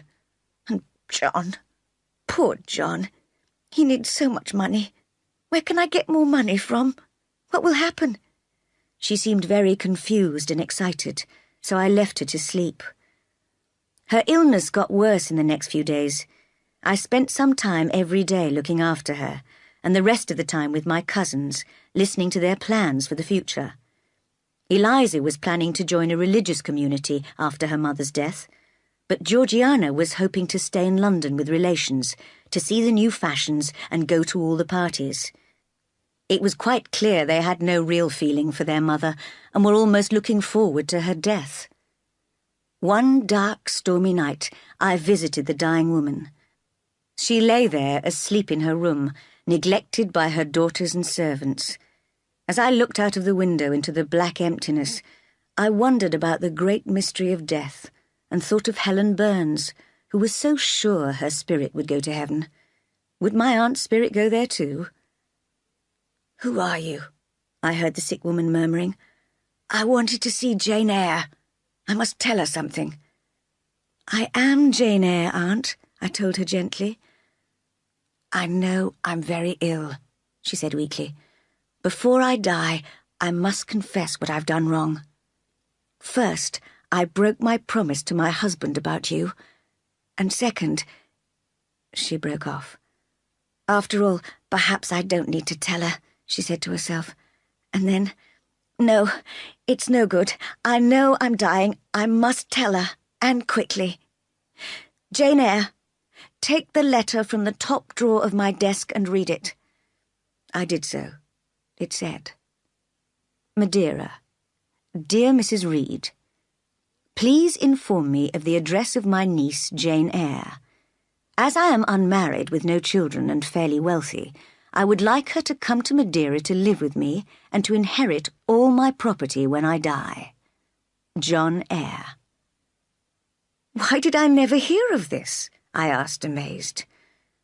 "I hated you so much that I wrote back to him telling him you had died of typhus fever at Lowood. That was my revenge on you for causing me so much trouble," she cried angrily. "Dear Aunt," I said, "don't think about that any more. I was only a child. It's not surprising I was a nuisance." "You were always so angry and violent. Such a wicked child." "Not as wicked as you think. I would have loved you if you'd let me. Forget it all and kiss me now, Aunt." But it was too late for her to break the habit of dislike, and she turned away from me. Poor woman. She died soon afterwards, keeping her hatred of me alive in her heart, and no one at Gateshead cried for her. Chapter 15. The Future Mrs. Rochester. And so I set out on the long journey back to Thornfield. Mrs. Fairfax had written to me while I was at Gateshead, telling me that the guests had all gone, and Mr. Rochester had gone to London to buy a carriage for his wedding. It was clear that he would be getting married very soon. After a long day sitting in the coach, I decided to get out at Millcote, leave my luggage at the hotel, and walk across the fields to Thornfield. It was a warm June evening, and I felt glad to be going home. I had to remind myself sternly that Thornfield was not my permanent home, and that the person I was so looking forward to seeing was perhaps not even thinking of me. And then I saw him. He was sitting on the gate ahead of me, writing in a notebook. He noticed me at once. "Hello," he cried. I was trembling at the unexpected sight of him, and could not control my voice, so I approached in silence. "So it's Jane Eyre," he continued. "Why didn't you send for a carriage? It's just like you to come on foot from Millcote. Now, what have you been doing for a whole month?" "I've been looking after my aunt, sir, who's just died." "You come from another world, Jane, from the world of the dead. I think you must be a spirit, and absent for a whole month. I'm sure you've quite forgotten me." Even though I knew I would soon lose him, he had such power to make me happy that I was in heaven listening to him. "Did Mrs. Fairfax tell you I've been to London?" he asked. "Oh, yes, sir, she did." "And I expect she told you why I went there? Well, you must see the carriage I've bought, Jane. It will suit Mrs. Rochester perfectly. I only wish I were more handsome, as she's so beautiful. Can't you put one of your spells on me to make me more attractive for her?" "That's beyond the power of magic, sir," I replied, while thinking, to someone who loves you, you are handsome enough. Mr. Rochester was sometimes able to read my thoughts, but this time he just smiled warmly at me and opened the gate. "Pass, friend," he said, "and welcome home." I could have just walked past him in silence, But something made me turn and say quickly, before I could stop myself, "Thank you, Mr. Rochester, for your great kindness. I'm glad to come back to you, and wherever you are is my home, my only home." I ran across the field and into the house before he had time to answer. 2 weeks passed after my return with no news of the wedding. There were no preparations at Thornfield, and no visits to the Ingram family, who lived only a few miles away.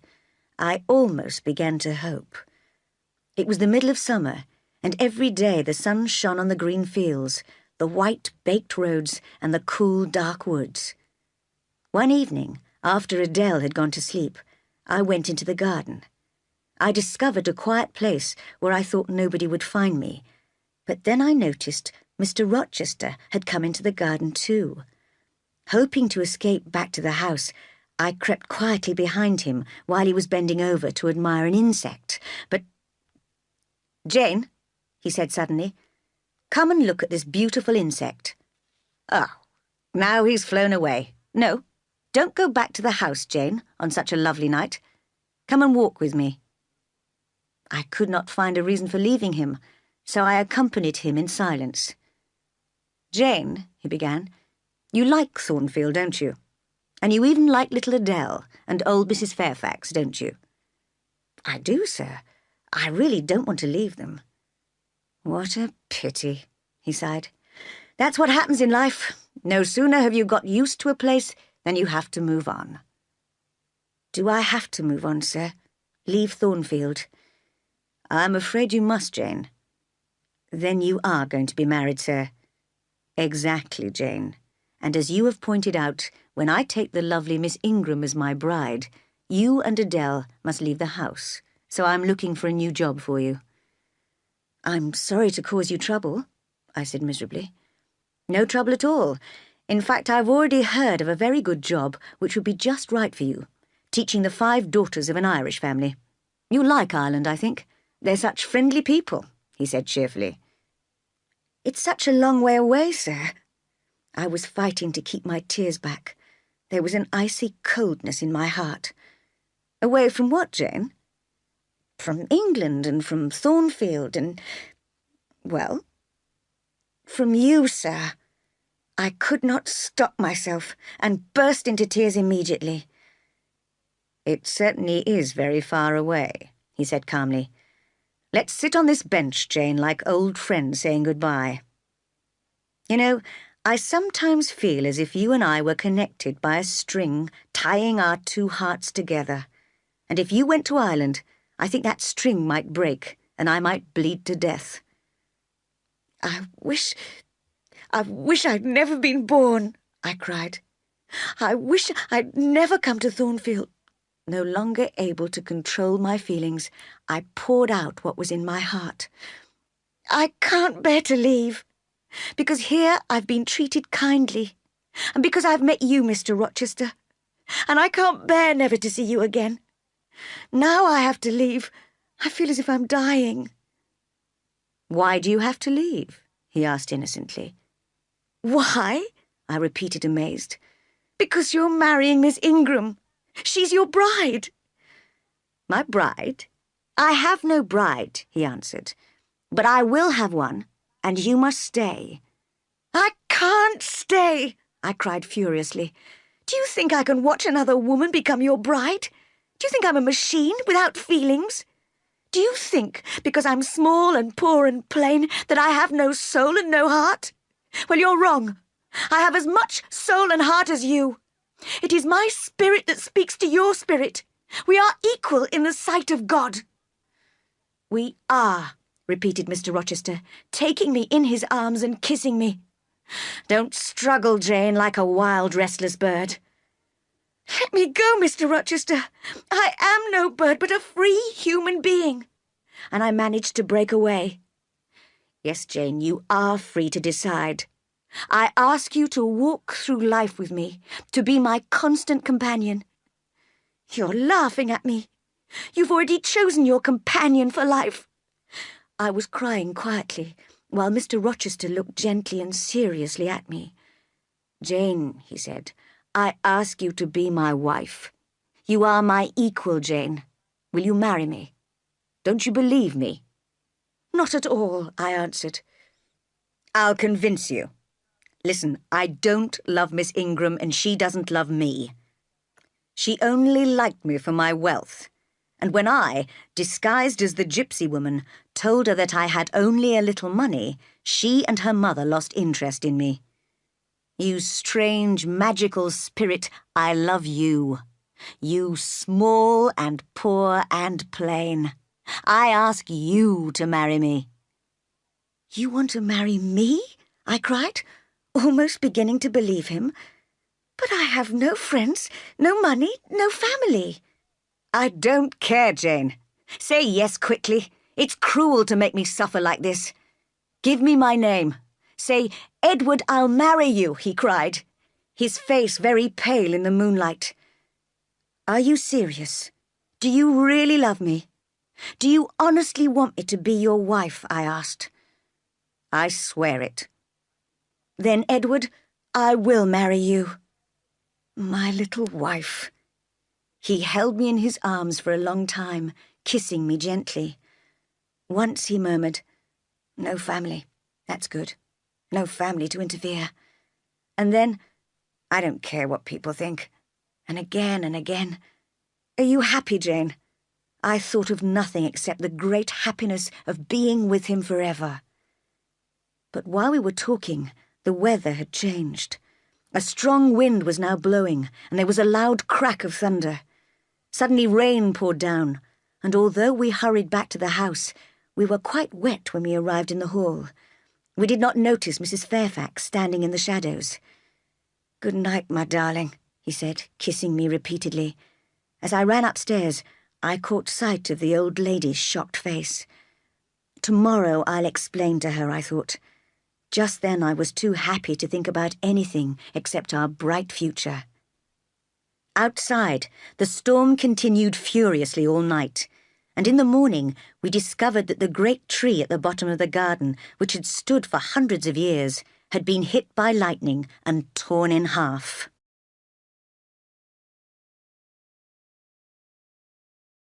Chapter 16. Preparing for the Wedding. I was a little nervous before seeing Mr. Rochester next morning. Was I really going to marry him, or was it all a dream? But I soon felt calmer when he came to meet me and kissed me. "Jane, you look well and smiling and pretty," he said. "You will be Jane Rochester in 4 weeks' time, not a day more. I'll send for my family jewels, which are kept in a London bank. They are for my bride, whether she's a great lady or a governess." "Oh, no, sir," I cried. "I'm too plain for jewels. I'm not used to wearing them." "I insist, Jane. Today I'm taking you in the carriage to Millcote to buy some elegant clothes. In a month's time we'll have a quiet wedding in the local church, and after a few days in London we'll travel through all the countries of Europe." "Well, sir, you seem very eager to please me, but I wonder if you will agree to a request of mine." "Ask me anything, Jane, anything." "Indeed I will. This is my request. I ask you not to give me jewels and fine clothes."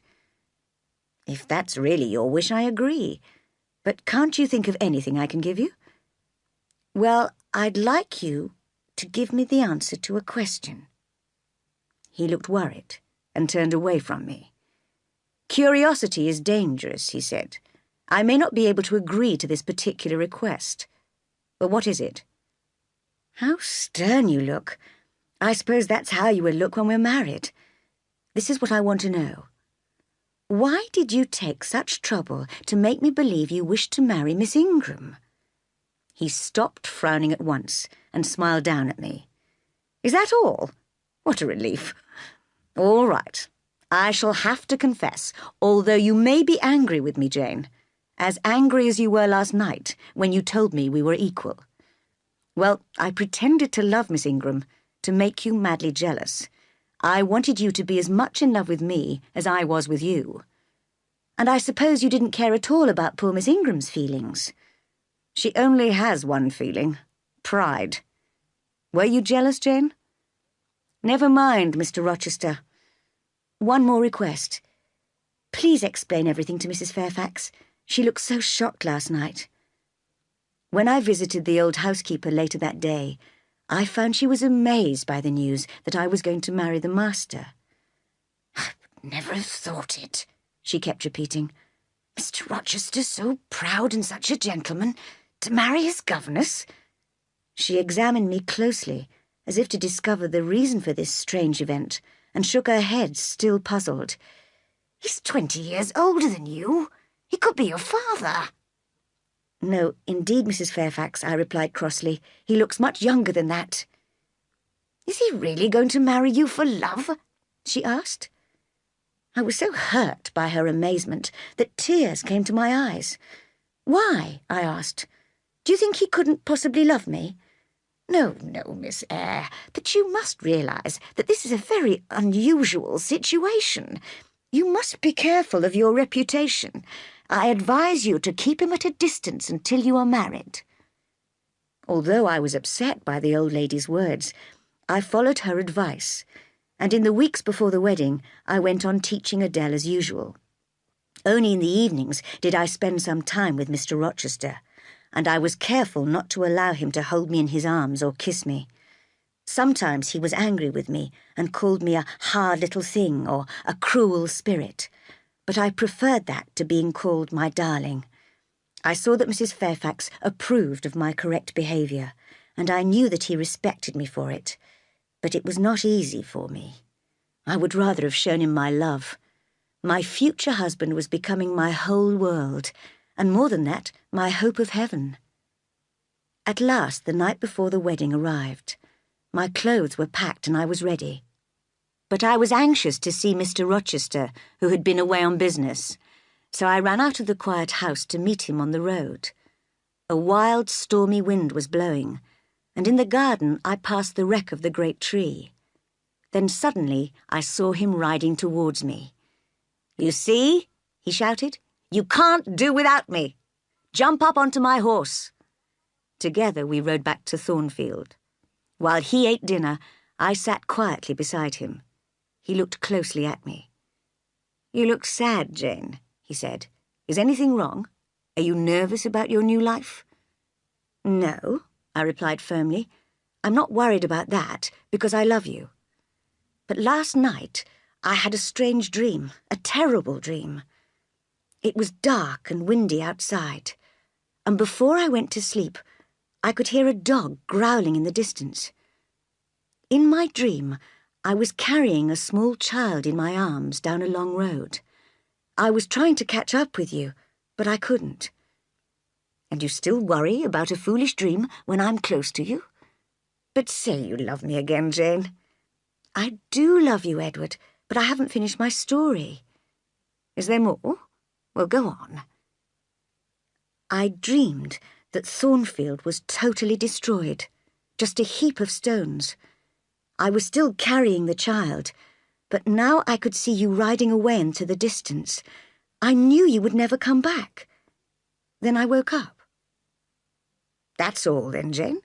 Nothing to worry about?" "No, wait. There was candlelight in my room, and a strange shape examining the wedding dress hanging in my cupboard. My blood ran cold. It wasn't Mrs. Fairfax or any of the servants. It wasn't even Grace Poole. It was a horrible sight." "Describe the shape, Jane." "It looked like a tall woman, with long, thick, dark hair hanging down. She took up the beautiful veil you bought me, put it on her own head, then turned to admire herself in the mirror. It was then that I saw her wild, inhuman face. She removed the veil, tore it in two, and threw it on the floor." "And then?" Mr. Rochester seemed almost nervous. "She came to my bedside, put her candle close to my face, and stared fiercely at me. I must have fainted, and I suppose she left. Now, can you tell me who or what that woman was?" "Jane, you are too sensitive. That was just a dream. Don't think about it any more," he answered comfortingly. "That's just what I said to myself when I woke up this morning. But when I looked on the floor, there was the veil, torn in two halves. I felt Mr. Rochester suddenly tremble. "To think what might have happened," he cried, throwing his arms around me. "Thank God it was only the veil." After a few moments, he said calmly, "Now, Jane, be sensible. That woman must have been Grace Poole. There is no other explanation." "Perhaps you're right," I admitted slowly. "One day I'll explain to you why I keep her in my house. But tonight, go and sleep in Adele's room. You'll be quite safe there. Just dream about our future." Chapter 17. The Wedding Day. We had no friends or family to accompany us to the church. I had not told my Reed cousins about our wedding, but I had written to my uncle, John Eyre, in Madeira. Mr. Rochester was in such a hurry that he only allowed me a short time to put on my wedding dress and veil. "Jane, you look lovely," he said, "but you can only have 10 minutes for breakfast." We almost ran up the road to the church, his strong hand holding mine. His dark face looked stern, and he did not speak. I did not notice the weather or my surroundings at all. I only wanted to know why he looked so fierce. Suddenly, he noticed how pale I was, and stopped for a moment to let me get my breath back. Then we walked more slowly into the church. The priest and the clerk were waiting for us. There was nobody else except 2 strangers who were standing at the back of the church. The ceremony began, and soon I heard the priest come to the point in the wedding where he had to ask, "Is there any reason why these 2 people should not be married?" The priest paused for a second, as was the custom, but before he could continue, a voice from the back of the church said clearly, "There is a reason." The priest looked up from his book and stood silent. Mr. Rochester said in his deep voice, without turning his head, "Continue with the ceremony." Silence fell again. Then the priest shook his head. "I must investigate this first," he said. One of the strangers from the back of the church came forward and said calmly and quietly, "This wedding cannot continue because Mr. Rochester is already married." I felt as if I had been hit. Mr. Rochester's whole face was like colourless marble. Without speaking or smiling, he was holding me tightly round the waist, as if he would never let go. "Who are you?" he growled at the stranger. "And tell me what you know of this supposed wife of mine." "I'm a lawyer, sir. I have a certificate here proving that you married Bertha Mason in the West Indies 15 years ago. That may prove I've been married, but it doesn't prove that she's still alive." "I can produce a witness," said the lawyer, "who has seen her alive recently." "Produce him or go to hell," said Mr. Rochester. "Here he is. Mr. Mason," called the lawyer. And the second stranger slowly approached from the shadows, his pale face looking frightened. Mr. Rochester, staring furiously at him, raised his strong right arm to knock him down. "No!" cried Mason, trembling. Mr. Rochester dropped his arm and turned away in disgust. "Sir," said the priest, frowning, "don't forget we are in the house of God. Mr. Mason, please tell us if this gentleman's wife is still alive." "She's at Thornfield Hall," replied Mason in a weak voice. "I'm her brother, and I've seen her there." "Thornfield Hall?" cried the priest. "I've lived here for years, and I've never heard of a Mrs. Rochester." "I was careful to keep her a secret," murmured Mr. Rochester, frowning. After a few minutes' thought, he announced, "I must reveal the truth, I suppose. There will be no wedding today. No doubt God will punish me for this. What this lawyer says is true. I've been married, and my wife still lives. I was tricked into marrying her when I was young in the West Indies. Madness runs in her family, but they didn't tell me that. Now she's more of an animal than a woman. I keep her locked away, guarded by my old servant, Grace Poole. I invite you all to come to my house to see her, and to judge whether I had the right to ask this innocent young girl to marry me. Follow me." Still holding me firmly, he left the church, followed by the others. At the door of Thornfield Hall, Mrs. Fairfax, Adele, and the servants rushed forward, smiling, to congratulate us. "Too late," cried the master, waving them away. "Your congratulations are 15 years too late." We all went up to the top floor and entered the room where Mason had been attacked. Mr. Rochester lifted the curtain, opened the secret door, and showed us the little room.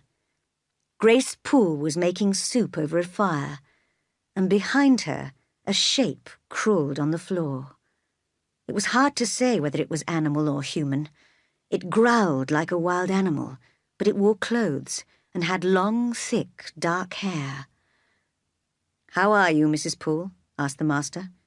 "And how is your patient today?" "Not bad, sir," answered Grace. "But be careful. She'll try and bite you if she sees you, sir." Just then the shape turned, and with a fierce cry attacked Mr. Rochester violently. I recognized her dark, ugly face. They struggled for a moment, and then he held her down and, with Mrs. Poole's help, tied her to a chair. He turned to the others with a bitter smile. "You see, gentlemen, this is my wife. This is the partner I have to live with forever. And instead, I wish to have this," laying his hand on my shoulder. "This young girl. Can you honestly blame me? Compare the two and then judge me." We all left the room silently. As we went downstairs, the lawyer said to me, "I know you weren't aware of this, Miss Eyre. Nobody will blame you. And Mr. Mason will tell your uncle so when he goes back to Madeira." "My uncle? Do you know him?" I asked, surprised. "I'm his lawyer. Mr. Mason and he have often done business together. On his way back to the West Indies, Mr. Mason stopped in Madeira and stayed with Mr. Eyre, who mentioned that his niece was going to marry a Mr. Rochester." "Yes, I wrote to tell him I was getting married," I said. "Well, when Mr. Mason explained that Mr. Rochester was already married, your uncle sent him straight back to England to prevent you from marrying and making a terrible mistake. I'm afraid your uncle is very ill and will probably die soon, so I think you had better stay in England until you receive further news of him." After the gentleman had left, I entered my room and locked the door. Slowly I took off my wedding dress and veil. I was weak and exhausted, and only just beginning to realize what had happened. Could I ever again trust the being I had turned into a sort of god? I would not think of him as evil, but he could not have felt real love for me. How foolish I had been to believe him and love him so much. My hopes were all dead, and my future was empty. I lay on my bed, faint and wishing for death, while darkness swam around me. Chapter 18. Mr. Rochester's Explanation. Sometime in the afternoon I recovered a little, but I felt faint as I stood up and realized I had not eaten anything all day. So I opened my bedroom door and almost fell over Mr. Rochester, who was sitting in a chair just outside. "I've been waiting for you all this time, Jane," he said, "and I haven't heard you scream or shout or cry. Aren't you angry with me? I never meant to hurt you. Will you ever forgive me?" He sounded so sincere that I forgave him at once in my heart. "Scold me, Jane. Tell me how wicked I am," he said. "Sir, I can't. I feel tired and weak. I want some water." He took me in his arms and carried me downstairs to the library, where he put me in front of the fire and gave me a glass of wine. I began to feel better. He bent to kiss me, but I turned my face determinedly away. "What?" he cried. "You refuse to kiss me? Because I'm Bertha Mason's husband? Is that it?" "Yes, sir." "I know you very well, Jane. I know how firm you are when you've decided something. You're planning to destroy my hope of happiness. You intend to be a stranger to me from now on. And if I'm friendly towards you in future, you'll remind yourself. That man nearly made me his mistress. I must be ice cold to him. And ice cold is what you'll be." "It's true, sir," I said, trying to stop my voice from trembling, "that everything around me has changed. So I must change too. Adele must have a new governess. Oh, Adele will go to boarding school. I've already decided that. And you and I will both leave this house, this narrow stone hell, this house of living death. We can never be happy here, under the same roof as that woman. Oh, I hate her. You shouldn't hate her, sir, I said. It's not her fault she's mad, poor thing. Jane, my darling, it's not because she's mad that I hate her. If you were mad, I wouldn't hate you. I'd look after you lovingly. But why talk of madness? We are all ready to travel. Everything is packed. Tomorrow we'll leave. I have a place to go to where nobody will find us or talk about us. And take Adele with you, sir. She'll be a companion for you, I interrupted.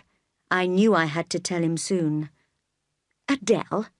What do you mean, Jane? She's going to school. I don't want her, I want you with me. Do you understand? I did, but I slowly shook my head. He was becoming angry and was staring fiercely at me. He looked as if he was about to lose control. I was not at all afraid, because I knew I still had the power to calm him. So I took his hand and stroked it, saying, "Sit down, sir. I'll talk or listen to you as long as you like." I had been struggling with tears for some time, and now I let them flow freely. It was a great relief. "Don't cry, Jane. Please be calm," he begged. "How can I be calm when you're so angry?" "I'm not angry, but I love you so much, and your pale little face looks so stern and decided." He tried to put his arm around me, but I would not let him. "Jane," he said sadly, "you don't love me then." "I do love you," I answered, "more than ever. But this is the last time I can say it. There is only one thing for me to do, but you'll be furious if I mention it." "Oh, mention it. If I'm angry, you can always burst into tears," he said with a half-smile. "Mr. Rochester, I must leave you. I must start a new life among strangers." "Of course. I told you we would leave. I'll ignore that nonsense about you leaving me. You'll be Mrs. Rochester, and I'll be your husband until I die. We live happily and innocently together in a little white house I have in the south of France. Jane, don't shake your head or I'll get angry." "Sir, your wife is alive," I dared to say, although he was looking aggressively at me. "And if I lived with you like that, I'd be your mistress." "I'm a fool," he said suddenly. "I haven't told you the whole story. Oh, I'm sure you'll agree when you know everything. Listen, Jane, you know that my father loved money very much." "I heard someone say that, yes, sir." "Well, he hated the idea of dividing the family property, so he left it all to my elder brother. But that meant I would be poor unless I married a rich wife. So he decided I should marry Bertha Mason, the daughter of his wealthy friend, Jonas Mason. I was young and easily impressed, so when I saw her in the West Indies, beautiful and elegantly dressed, I thought I loved her. What a fool I was then. After the wedding, I learned that my bride's mother and younger brother were both mad. Dick Mason will probably be in the same state one day. My father knew all this, but did not tell me. I soon found that Bertha and I had nothing in common. Not only was she coarse and stupid, her madness also made her violent. I lived with her for 4 years. By now my father and brother were dead, so I was rich, but I considered myself poor because I was tied to a mad wife until death." "I pity you, sir. I do pity you." "Pity, Jane, is an insult from some people, but from you I accept it as the mother of love. Well, I had moments of despair when I intended to shoot myself, but in the end I decided to bring the madwoman back to Thornfield Hall, where nobody knew that we were married. She has lived here ever since. Even Mrs. Fairfax and the servants don't know the whole truth about her. But although I pay Grace Poole well and trust her absolutely, she sometimes drinks too much and allows the creature to escape. Twice she's got out of her room at night, as you know. The first time she nearly burnt me in my bed, and the second time she visited you, and must have been reminded of her own wedding day by seeing your wedding dress. And what did you do, sir, when you had brought her here? I travelled all over Europe, Jane. I was looking for a good and intelligent woman to love. But you couldn't marry, sir, I interrupted. I believed I could. I thought I might find some reasonable woman who would understand my case and accept me. Well, sir, did you? Not in Europe, Jane, where I spent 10 long years looking for an ideal. I tried taking mistresses like Celine, the French dancer, but finally, bitter and disappointed with my wasted life, I returned to Thornfield on a frosty winter afternoon. And when my horse slipped and fell on the ice, a little figure appeared and insisted on helping me. In the weeks that followed, I began to depend on that bird-like little figure for my happiness and new interest in life. Don't talk any more of the past, sir, I said, wiping a secret tear from my eye. No, Jane, you're right. The future is much brighter. You understand now, don't you? I've wasted half my life in misery and loneliness, but now I've found you. You are at the centre of my heart. It was stupid of me to try to marry you like that without explaining. I should have confessed everything as I do now, and appealed to your great generosity of spirit. I promised to love you and stay with you forever. Jane promised me the same. A pause. Why are you silent, Jane? This was a terrible moment for me. In the struggle and confusion that was going on in my heart, I knew that he loved me and I loved him, but I also knew that I must leave him. Jane, just promise me I will be yours.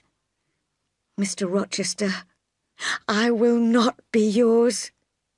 Another pause. Jane, he said with a gentleness that cut into my soul. Jane, do you intend us to live apart forever? I do. Jane, bending towards me and kissing me, is that still your intention? It is, I replied, pulling away from him. Oh, Jane, this is a bitter shock. It would not be wicked to love me. It would be wicked to do what you want. Jane, just imagine my horrible life when you have gone. I shall be alone with that madwoman upstairs. Where shall I find friendship and hope? You can only trust in God and yourself. Live without doing wrong and die hoping to go to heaven. That's impossible without you. And you have no family to offend by living with me. He was beginning to sound desperate. I knew that what he said was true. However, in my heart, I also knew I was right to leave. He seemed to read my thoughts. Rushing furiously across the room, he seized me violently and stared fiercely into my eyes. He could have broken me in two with one hand, but he could not break my spirit. Small and weak as I was, I stared firmly back at him. Your eyes, Jane, he said, are the eyes of a bird, a free, wild being. Even if I break your cage, I can't reach you, beautiful creature. You'll fly away from me. But you could choose to fly to me. Come, Jane, come. He let me go and only looked at me. How hard it was to resist that look. I'm going, I said. Does my deep love mean nothing to you? Oh, Jane, my hope, my love, my life. And he threw himself despairingly on the sofa. I had reached the door, but I could not leave. I walked back, bent over him, and kissed his cheek. Goodbye, my dear master, I said. May God protect you. Without your love, Jane, my heart is broken, he said. But perhaps you will, so generously, give me your love after all. He jumped up, with hope in his eyes, holding out his arms to me. But I turned and ran out of the room. That night, I only slept a little, dreaming of the Red Room at Gateshead. The moonlight shone into my bedroom as it did then, and I saw a vision on the ceiling, a white figure looking down on me. It seemed to whisper to my spirit, "Daughter, leave now before you are tempted to stay." Mother, I will, I answered. And when I woke up, although it was still dark outside, I wrapped up some spare clothes in a parcel and put a little money in a purse. As I crept downstairs, I could hear Mr. Rochester in his room, walking up and down and sighing. I could find heaven in this room if I wanted. I just had to enter and say, "I will love you and live with you through life until death." My hand moved towards the handle, but I stopped myself and went miserably downstairs and out of the house. Setting out on the road, I could not help thinking of Mr. Rochester's despair when he found himself abandoned. I hated myself for wounding him, and for perhaps driving him to a life of wickedness or even death. I wanted desperately to be with him, to comfort him, but somehow I made myself keep walking, and when a coach passed, I arranged to travel on it as far as my money would pay for. Inside the coach, I cried the bitterest tears of my life.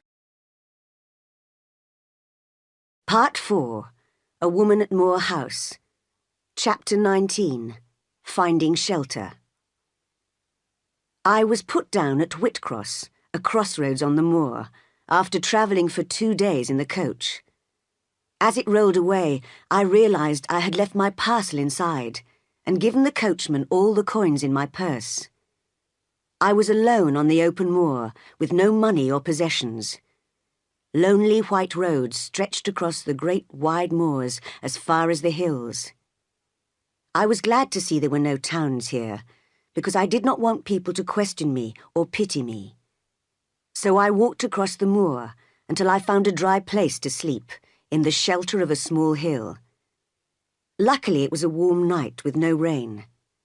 The next day was hot and sunny, but I needed food and water, so I could not stay on the moor. Taking one of the white roads, I eventually found a small village. I needed all my courage to knock on some of the doors, asking if there was any paid work I could do. None of the village people could help me, and I could not bring myself to beg for food, although by now I felt weak and faint. At the baker's, I offered to exchange my leather gloves for a small cake, but the baker's wife looked at my dirty clothes and said, "I'm sorry, but how do I know you haven't stolen them?" All I ate that day was a piece of bread, which I begged from a farmer eating his supper. I spent another night on the moor, but this time the air was cold and the ground was damp.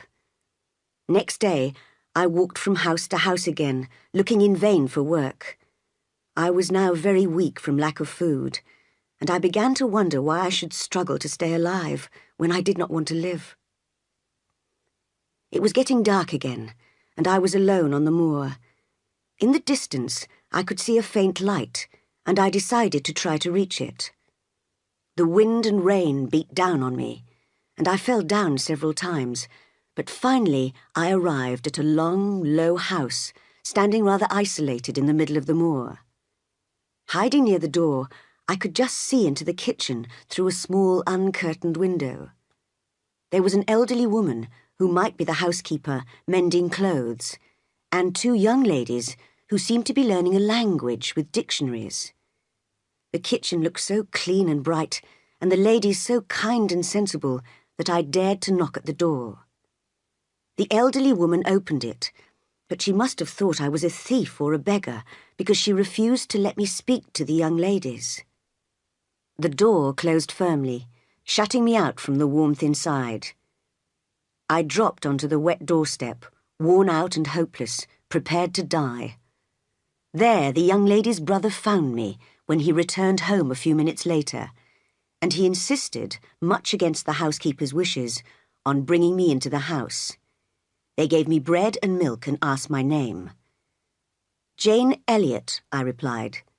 I did not want anybody to know where I had come from. To their further questions, I answered that I was too tired to speak. Finally, they helped me upstairs to a bedroom, and I sank gratefully into a warm, dry bed. For 3 days and nights, I lay in bed, exhausted by my experiences, and hardly conscious of my surroundings. As I was recovering, Hannah, the housekeeper, came to sit with me and told me all about the family. She had known them since they were babies. Their mother had been dead for years, and their father had died only 3 weeks before. The girls, Diana and Mary Rivers, had to work as governesses, as their father had lost a lot of money in business. St. John, their brother, was the vicar in the nearest village, Morton. They only used this house, called Moor House, in the holidays. When I felt strong enough to get dressed and go downstairs, Diana and Mary looked after me very kindly and made me feel welcome in their pleasant home. Their brother, however, seemed stern and cold. He was between 28 and 30, fair-haired and extremely handsome. Diana and Mary were curious about my past, but sensitive enough to avoid asking questions which would hurt me. St. John, on the other hand, made determined efforts to discover who I was, but I, just as firmly, refused to explain more than necessary. I told them only that, after attending Lowood School, I became a governess in a wealthy family where an unfortunate event, not in any way my fault, caused me to run away. That was all I was prepared to say. I offered to do any kind of work, teaching, sewing, cleaning, so that I could become independent again. St. John approved of my keenness to work and promised to find me some paid employment. Chapter 20. A New Home. I spent a month at Moor House in an atmosphere of warm friendship. I learned to love what Diana and Mary loved, the little old grey house, the wild open moors around it, and the lonely hills and valleys where we walked for hours. I read the books they read, and we discussed them eagerly. Diana started teaching me German, and I helped Mary to improve her drawing. We three shared the same interests and opinions, and spent the days and evenings very happily together. However, St. John hardly ever joined in our activities. He was often away from home, visiting the poor and the sick in Morton. His strong sense of duty made him insist on going, even if the weather was very bad. But despite his hard work, I thought he lacked true happiness and peace of mind. He often stopped reading or writing to stare into the distance, dreaming perhaps of some ambitious plan. Once I heard him speak at a church service in Morton, and although he was an excellent speaker, there was a certain bitterness and disappointment in his words. He was clearly not satisfied with his present life. The holiday was coming to an end. Soon Diana and Mary would leave Moor House to return to the wealthy families in the south, where they were both governesses, and St. John would go back to the vicar's house in Morton, with Hannah, his housekeeper. Although his cold manner made it difficult for me to talk to him, I had to ask him whether he had found any employment for me. "I have," he answered slowly, "but remember, I'm only a poor country vicar and can't offer you a job with a high salary, so you may not wish to accept it. There's already a school for boys in Morton, and now I want to open one for girls, so I've rented a building for it, with a small cottage for the schoolteacher. Miss Oliver, who lives in the area and is the only daughter of a rich factory owner, has kindly paid for the furniture. Will you be the schoolteacher? You would live in the cottage rent-free and receive £30 a year, no more." I thought about it for a moment. It was not as good as being a governess in an important family, but at least I would have no master. I would be free and independent. "Thank you, Mr. Rivers. I accept gladly," I replied. "But you do understand," he asked, a little worried, "it will only be a village school. The girls will be poor and uneducated. You'll be teaching reading, writing, counting, sewing, that's all. There'll be no music or languages or painting." "I understand, and I'll be happy to do it," I answered. He smiled, well satisfied with me. "And I'll open the school tomorrow if you like," I added. "Very good," he agreed. Then, looking at me, he said, "But I don't think you'll stay long in the village." "Why not? I'm not ambitious, although I think you are." He looked surprised. "I know I am, but how did you discover that?" No, I think you won't be satisfied by living alone. You need people to make you happy." He said no more. Diana and Mary lost their usual cheerfulness as the moment for leaving their home and their brother came closer. "You see, Jane," Diana explained, "St. John is planning to become a missionary very soon. He feels his purpose in life is to spread the Christian religion in unexplored places where the people have never heard the word of God. So we won't see him for many years, perhaps never again. He looks quiet, Jane, but he's very determined. I know he's doing God's work, but it will break my heart to see him leave." And she broke down in tears. Mary wiped her own tears away as she said, "We've lost our father. Soon we'll lose our brother too." Just then, St. John himself entered, reading a letter. "Our Uncle John is dead," he announced. The sisters did not look shocked or sad, but seemed to be waiting for more information. St. John gave them the letter to read, and then they all looked at each other, smiling rather tiredly. "Well," said Diana, "at least we have enough money to live on. We don't really need any more." "Yes," said St. John, "but unfortunately we can imagine how different our lives might have been." He went out. There was a silence for a few minutes. Then Diana turned to me. "Jane, you must be surprised that we don't show any sadness at our uncle's death. I must explain. We've never met him. He was my mother's brother, and he and my father quarrelled years ago about a business deal. That's when my father lost most of his money. My uncle, on the other hand, made a fortune of £20,000. As he never married and had no relations apart from us and one other person, my father always hoped we would inherit Uncle John's money. But it seems this other relation has inherited his whole fortune. Of course, we shouldn't have expected anything, but Mary and I would have felt rich with only £1,000 each, and St. John would have been able to help so many more poor people." She said no more, and none of us referred to the subject again that evening. The next day, the Rivers family returned to their separate places of work, and I moved to the cottage in Morton. Chapter 21. Mr. Rivers' Sacrifice. I had 20 village girls to teach, some of them with such a strong country accent that I could hardly communicate with them. Only 3 could read, and none could write. So at the end of my first day, I felt quite depressed at the thought of the hard work ahead of me. But I reminded myself that I was fortunate to have any sort of job, and that I would certainly get used to teaching these girls, who, although they were very poor, might be as good and as intelligent as children from the greatest families in England. Ever since I ran away from Thornfield, Mr. Rochester had remained in my thoughts.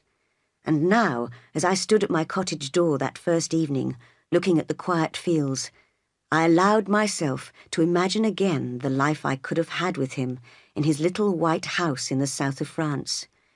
He would have loved me. Oh, yes, he would have loved me very much for a while. He did love me, I thought. Nobody will ever love me like that again. But then I told myself that I would only have been his mistress in a foreign country, and for a short time, until he grew tired of me. I should be much happier here as a schoolteacher, free and honest, in the healthy heart of England. But strangely enough, St. John Rivers found me crying as he approached the cottage. Frowning at the sight of the tears on my cheeks, he asked me, "Do you regret accepting this job, then?" "Oh, no," I replied quickly. "I'm sure I'll get used to it soon, and I'm really very grateful to have a home and work to do. After all, I had nothing a few weeks ago." "But you feel lonely, perhaps?" he asked, still puzzled. "I haven't had time to feel lonely yet." "Well, I advise you to work hard and not to look back into your past. If something which we know is wrong tempts us, then we must make every effort to avoid it, by putting our energy to better use. A year ago, I too was very miserable, because I was bored by the routine life of a country vicar, and I was tempted to change my profession. But suddenly, there was light in my darkness, and God called me to be a missionary. No profession could be greater than that. Since that moment of truth, I have been perfectly happy, making my preparations for leaving England and going abroad in the service of God. Happy, that is, except for one little human weakness, which I have sworn to overcome." His eyes shone as he spoke of his great purpose in life, and I was listening, fascinated, so neither of us heard the light footsteps approaching the cottage along the grassy path. "Good evening, Mr. Rivers," said a charming voice, as sweet as a bell. St. John jumped, as if hit between the shoulders, then turned slowly and stiffly to face the speaker. A vision in white, with a young girlish figure, was standing beside him. When she threw back her veil, she revealed a face of perfect beauty. St. John glanced quickly at her, but dared not look at her for long. He kept his eyes on the ground as he answered, "A lovely evening, but it's late for you to be out alone." "Oh, Father told me you'd opened the new girls' school, so I simply had to come to meet the new school teacher. That must be you," she said to me, smiling. "Do you like Morton, and your pupils, and your cottage?" I realized this must be the rich Miss Oliver, who had generously furnished my cottage. "Yes, indeed, Miss Oliver," I replied. "I'm sure I'll enjoy teaching here, and I like my cottage very much." "I'll come and help you teach sometimes. I get so bored at home. Mr. Rivers, I've been away visiting friends, you know. I've had such fun. I was dancing with the officers until 2 o'clock this morning. They're all so charming." St. John's face looked sterner than usual, and his lip curled in disapproval as he lifted his handsome head and looked straight into Miss Oliver's laughing eyes. He breathed deeply, and his chest rose, as if his heart wanted to fly out of its cage, but he said nothing, and after a pause, Miss Oliver continued. "Do come and visit my father, Mr. Rivers. Why don't you ever come?" "I can't come, Miss Rosamond." It seemed clear to me that St. John had to struggle with himself to refuse this smiling invitation. "Well, if you don't want to, I must go home then. Goodbye." She held out her hand. He just touched it, his hand trembling. "Goodbye," he said in a low, hollow voice, his face as white as a sheet. They walked away in different directions. She turned back twice to look at him, but he did not turn round at all. The sight of another person's suffering and sacrifice stopped me thinking so much about my own problems. I had plenty of opportunities to observe St. John and Miss Oliver together. Every day, St. John taught one Bible lesson at the school, and Miss Oliver, who knew her power over him, always chose that particular moment to arrive at the school door, in her most attractive riding dress. She used to walk past the rows of admiring pupils towards the young vicar, smiling openly at him. He just stared at her, as if he wanted to say, "I love you, and I know you love me. If I offered you my heart, I think you'd accept, but my heart is already promised as a sacrifice to God." But he never said anything, and she always turned sadly away like a disappointed child. No doubt he would have given the world to call her back, but he would not give his chance of heaven. When I discovered that Miss Oliver's father greatly admired the Rivers family and would have no objection to her marrying a vicar, I decided to try to persuade St. John to marry her. I thought he could do more good with Miss Oliver's money in England than as a missionary under the baking sun in the East. My chance came some weeks later, when he visited me one November evening in my little cottage. He noticed a sketch I had been doing of Miss Oliver and could not take his eyes off it. "I could paint you an exact copy," I said gently, "if you admit that you would like it." "She's so beautiful," he murmured, still looking at it. "I would certainly like to have it." "She likes you, I'm sure," I said, greatly daring, "and her father respects you. You ought to marry her." "It's very pleasant to hear this," he said, not at all shocked by my honesty. "I shall allow myself 15 minutes to think about her." And he actually put his watch on the table and sat back in his chair, closing his eyes. Married to the lovely Rosamond Oliver. Let me just imagine it. My heart is full of delight. and there was silence for a quarter of an hour until he picked up his watch and put the sketch back on the table. "Temptation has a bitter taste," he said, shaking his head. "I can't marry her. You see, although I love her so deeply, I know that Rosamond would not make a good wife for a missionary." "But you needn't be a missionary," I cried. "Indeed I must. It's the great work God has chosen me to do. I shall carry with me into the darkest corners of the world knowledge, peace, freedom, religion, the hope of heaven. That is what I live for, and what I shall die for." "What about Miss Oliver?" I asked after a moment. "She may be very disappointed if you don't marry her." "Miss Oliver will forget me in a month and will probably marry someone who'll make her far happier than I ever could." "You speak calmly, but I know you're suffering." "You are original," he said, looking surprised. He had clearly not imagined that men and women could discuss such deep feelings together. "But believe me, I have overcome this weakness of mine and become as hard as a rock. My only ambition now is to serve God." As he picked up his hat before leaving, something on a piece of paper on the table caught his eye. He glanced at me, then tore off a tiny piece very quickly, and with a rapid "goodbye," rushed out of the cottage. I could not imagine what he had found to interest him so much. Chapter 22. Sudden Wealth. When St. John left, it was beginning to snow, and it continued snowing all night and all the next day. In the evening, I sat by my fire, listening to the wind blowing outside, and had just started reading when I heard a noise. The wind, I thought, was shaking the door. But no, it was St. John, who came in out of the frozen darkness, his coat covered in snow. "What's happened?" I cried, amazed. "I thought nobody would be out in weather like this. What's the matter?" "There's nothing wrong," he answered calmly, hanging up his coat and stamping the snow from his boots. "I just came to have a little talk to you. Besides, since yesterday, I've been eager to hear the other half of your story." He sat down. I had no idea what he was referring to, and remembering his strange behaviour with a piece of paper, I began to fear that he might be going mad. He looked quite normal, however, and we made conversation for a while, although he seemed to be thinking of something else. Suddenly he said, "When I arrived, I said I wanted to hear the rest of your story. But perhaps it's better if I tell the story.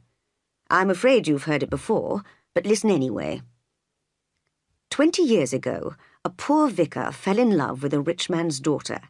She also fell in love with him and married him, against the advice of all her family. Sadly, less than 2 years later, the couple were both dead. I've seen their grave. Their baby daughter was brought up by an aunt, a Mrs. Reed of Gateshead. You jumped. Did you hear a noise? I'll continue. I don't know whether the child was happy with Mrs. Reed, but she stayed there 10 years, until she went to Lowood School, where you were yourself. In fact, it seems her life was quite similar to yours. She became a teacher at Lowood, as you did, and then became a governess in the house of a certain Mr. Rochester." "Mr. Rivers," I interrupted, unable to keep silent. "I can imagine how you feel," he replied, "but wait till I've finished. I don't know anything about Mr. Rochester's character, but I do know that he offered to marry this young girl, who only discovered during the wedding ceremony that he was in fact already married to a madwoman. The governess disappeared soon after this, and although investigations have been carried out and advertisements placed in newspapers and every effort made to find her, nobody knows where she's gone. But she must be found. Mr. Briggs, a lawyer, has something very important to tell her." "Just tell me one thing," I said urgently. "What about Mr. Rochester? How and where is he? What's he doing? Is he well?" "I know nothing about Mr. Rochester. Why don't you ask the name of the governess, and why everybody is looking for her?" "Did Mr. Briggs write to Mr. Rochester?" I asked. He did, but he received an answer not from him, but from the housekeeper, a Mrs. Fairfax. I felt cold and unhappy. No doubt Mr. Rochester had left England for a life of wild pleasure in the cities of Europe. That was what I had been afraid of. Oh, my poor master, once almost my husband, who I had often called my dear Edward. "As you won't ask the governess's name, I'll tell you myself," continued St. John. "I've got it written down. It's always better to have facts in black and white." And he took out of his wallet a tiny piece of paper, which I recognized as part of my sketchbook, and showed it to me. On it I read in my own writing, Jane Eyre, which I must have written without thinking. The advertisements and Briggs spoke of a Jane Eyre, but I only knew a Jane Elliot, said St. John. "Are you Jane Eyre?" Yes, but doesn't Mr. Briggs know anything about Mr. Rochester?" I asked desperately. "I don't think Briggs is at all interested in Mr. Rochester. You're forgetting the really important thing. Don't you want to know why he's been looking for you?" "Well, what did he want?" I asked almost rudely. "Only to tell you that your uncle, Mr. Eyre of Madeira, is dead. That he has left you all his property, and that you're now rich. Only that, nothing more." Rich? One moment I was poor, the next moment I was wealthy. It was hard to realize my new situation. A fortune brings serious worries and responsibilities with it, which I could hardly imagine. I was sorry to hear that my uncle, my only surviving relation, was dead. However, the inheritance would give me independence for life, and I was glad of that. "Perhaps you would like to know how much you've inherited?" offered St. John politely. "It's nothing much, really. Just £20,000, I think." £20,000? The news took my breath away. St. John, who I had never heard laugh before, actually laughed out loud at my shocked face. Perhaps you've made a mistake," I asked him nervously. "No, there's no mistake. Now I must be leaving. Good night." He was about to open the door when suddenly I called, "Stop! Why did Mr. Briggs write to you in order to find me?" "Oh, I'm a vicar. I have ways of discovering things." "No, that doesn't satisfy me. Tell me the truth," I insisted, putting myself between him and the door. "Well, I'd rather not tell you just now, but I suppose you'll discover it sooner or later. Did you know that my full name is St. John Eyre Rivers?" "No, I didn't. But then what—" And I stopped as light flooded my mind, and I saw clearly the chain of circumstances which connected us. But St. John continued his explanation. "My mother's name was Eyre," he said.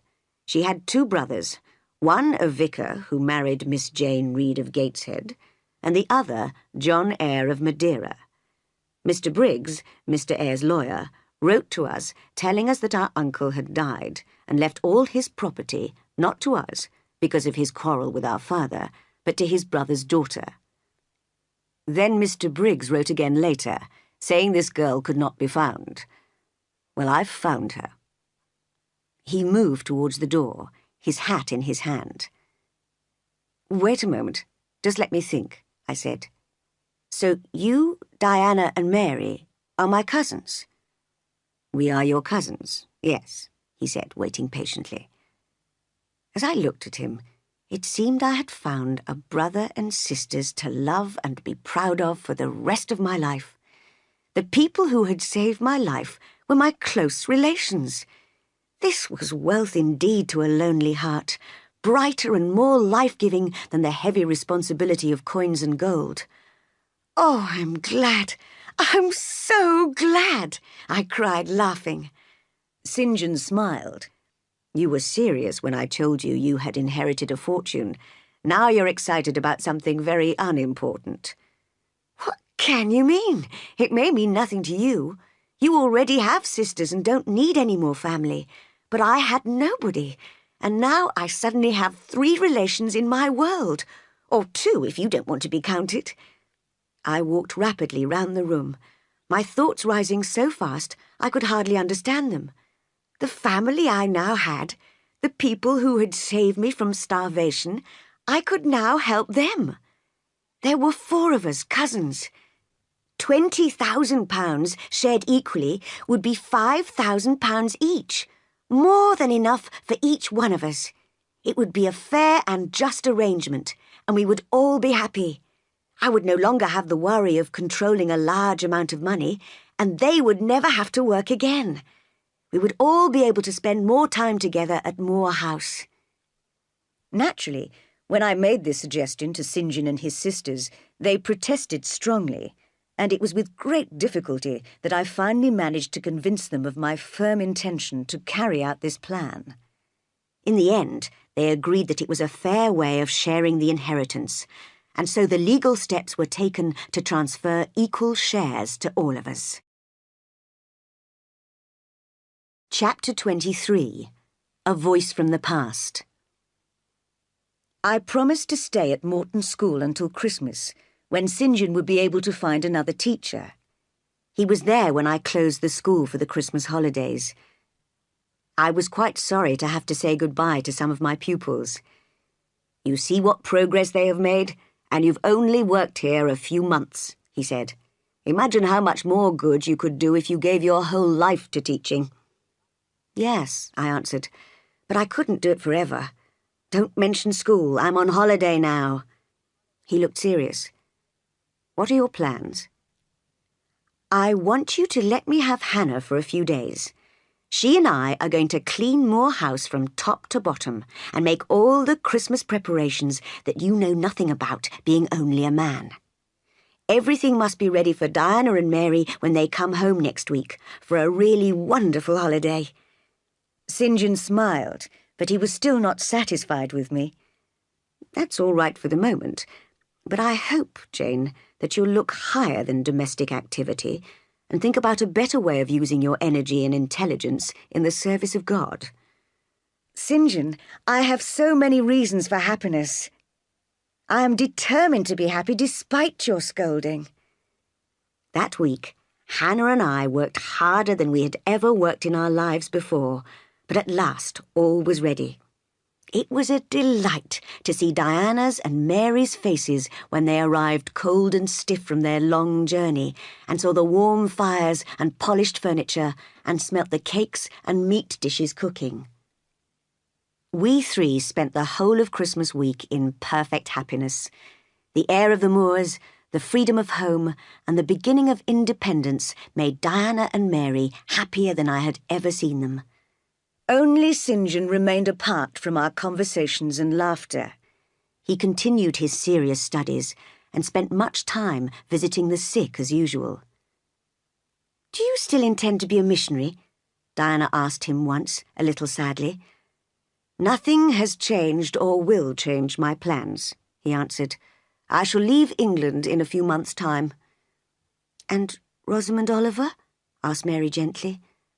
"Rosamond Oliver is engaged to a Mr. Granby, a very suitable young man, according to her father." His face was calm. I realized he had managed to overcome what he called his weakness. Gradually, our life at Moor House lost its holiday feeling, and as we took up our usual habits and regular studies again, St. John sat with us more often. Sometimes I had the impression he was observing us.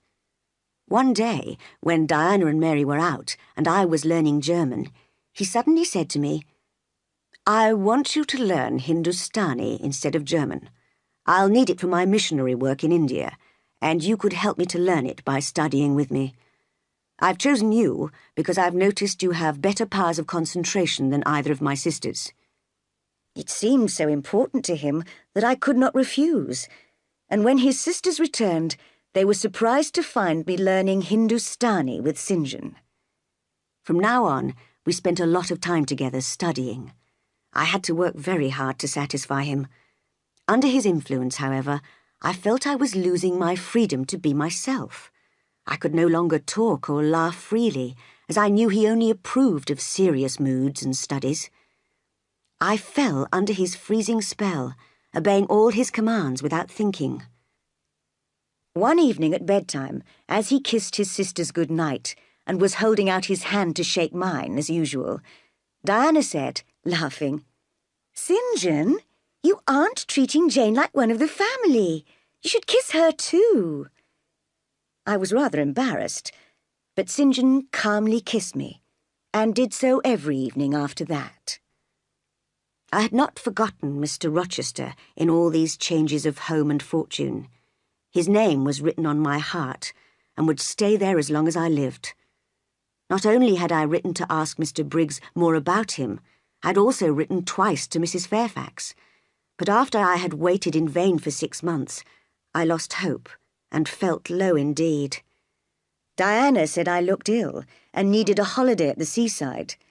But St. John thought I ought to concentrate on more serious work, and gave me even more Hindustani exercises to do. One day, while he and I were walking on the moors, he announced, "Jane, I'll be leaving in 6 weeks." "You're doing God's work. He'll protect you," I replied. "Yes, it seems strange to me that all my friends don't want to join me. God offers a place in heaven to all who serve him. What does your heart say to that, Jane?" "My heart is silent. My heart is silent," I murmured.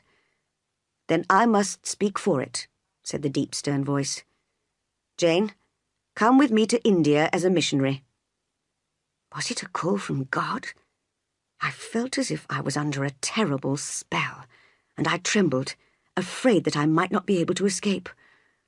"Oh, St. John, don't choose me," I begged. But it was useless appealing to a man who always did what he believed to be his duty, however unpleasant it was. "God intended you to be a missionary's wife," he continued. "Trust in him, Jane. Marry me for the service of God." "I can't do it, St. John. I'm not strong enough," I cried. The iron bars of a cage seemed to be closing in around me. "I've seen how hard you can work, Jane. You will be a great help to me with Indian women and in Indian schools." I thought, yes, I could do that, but I know that he doesn't love me, and despite that, he asked me to marry him. So I said, "I'm ready to go with you to India, but as a sister, not as a wife." He shook his head. "You must see that's impossible. No, a sister could marry at any time and leave me. I need a wife who will obey me in life and who will stay with me until death." I trembled as I felt his power over me already. "I'll give my heart to God," I said. "You don't want it." As I looked at his stern face, I knew I could go anywhere in the world with him as a colleague, but I could never lose my freedom by marrying him. "I'll ask you again in a few days' time," he said. "And remember, it isn't me you're refusing, but God." From then on, his manner towards me was as cold as ice, which caused me great pain. I began to understand how, if I were his wife, this good, religious man could soon kill me without feeling any guilt at all. When he asked me again, we were alone in the sitting room. He put his hand on my head and spoke quietly in his deep, sincere voice. "Remember, Jane, God calls us to work for him and will reward us for it. Say you will marry me and earn your place in heaven." I admired and respected him, and under his touch my mind was changing. I was tempted to stop struggling against him, as I had been tempted before, in a different way, by Mr. Rochester. The missionary gently held my hand. I could resist his anger, but not his gentleness. I desperately wanted to do what was right.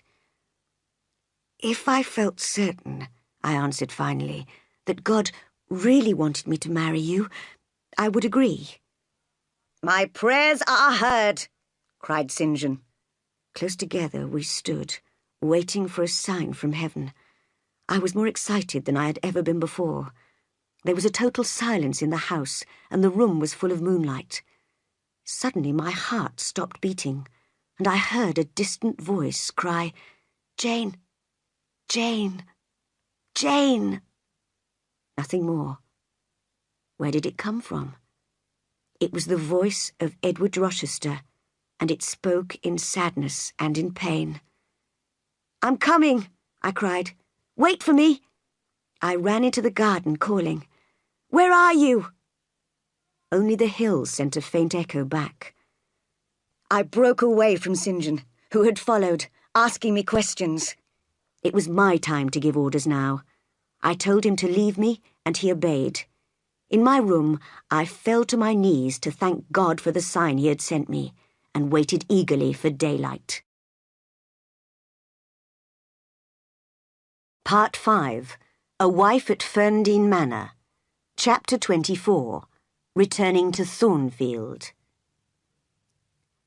In the morning, I explained to Diana and Mary that I had to go on a journey and would be away for several days. Although they did not know the reason for my journey, they were far too sensitive to my feelings to bother me with questions. And so I walked to Whitcross, the lonely crossroads on the moor, where I had arrived a year ago with no money or luggage. I took the coach, and after 36 hours of travelling, I got down at Thornfield village, and almost ran across the fields in my hurry to see the well-known house again and its owner. I decided to approach from the front to get the best view of the house. From there, I would be able to see my master's window. He might even be walking in the gardens, I thought, and I could run to him, touch him. Surely that wouldn't hurt anybody. But when I reached the great stone columns of the main gate, I stood still in horror. There, where I'd hoped to see a fine, impressive house, was nothing but a blackened heap of stones, with the silence of death about it. No wonder that letters addressed to people here had never received an answer. There must have been a great fire. How had it started? Had any lives been lost?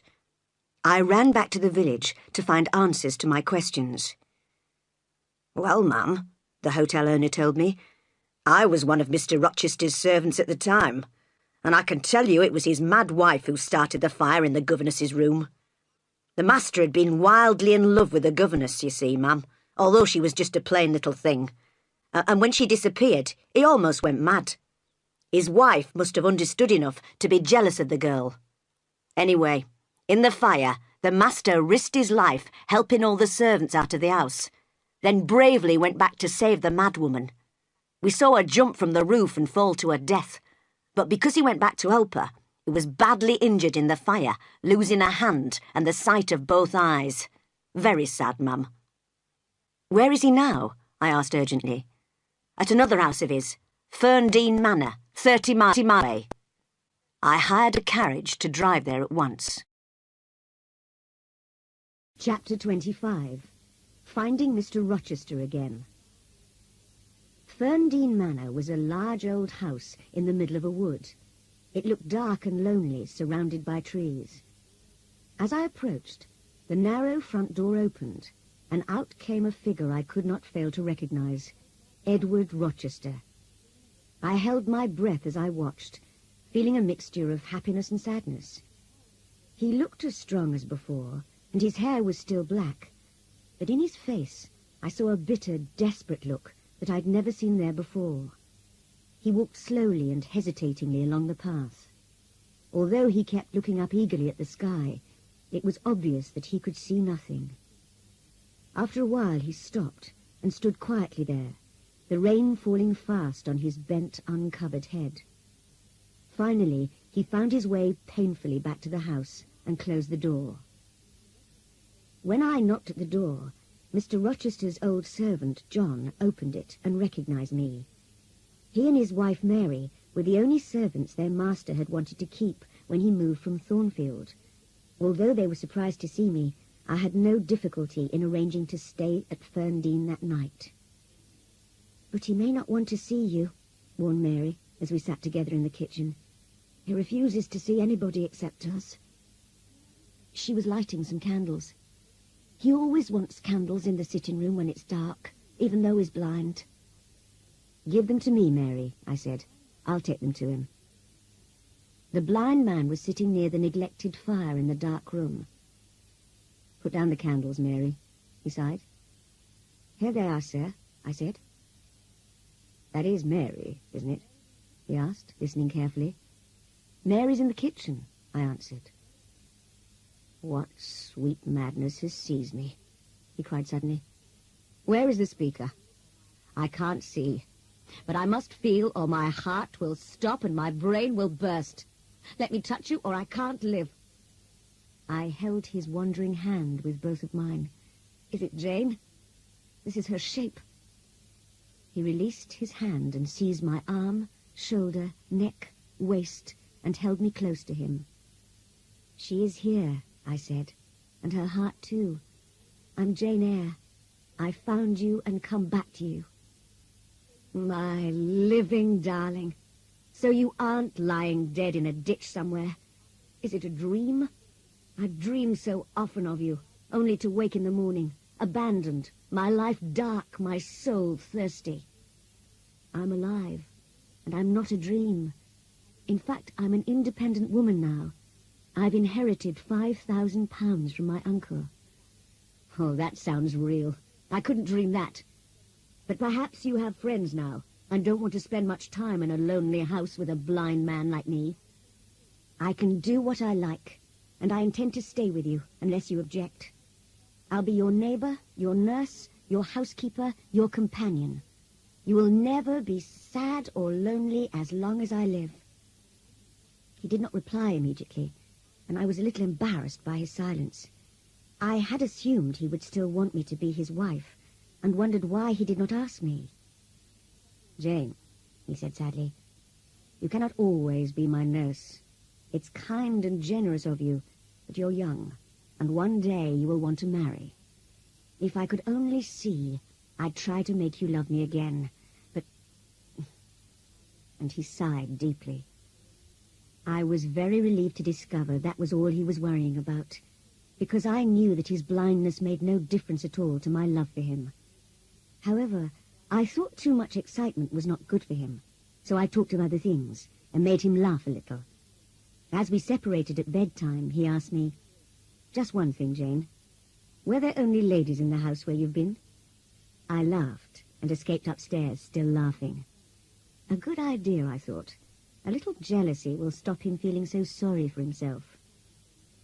Next day, I took him outside for a long walk in the fresh air.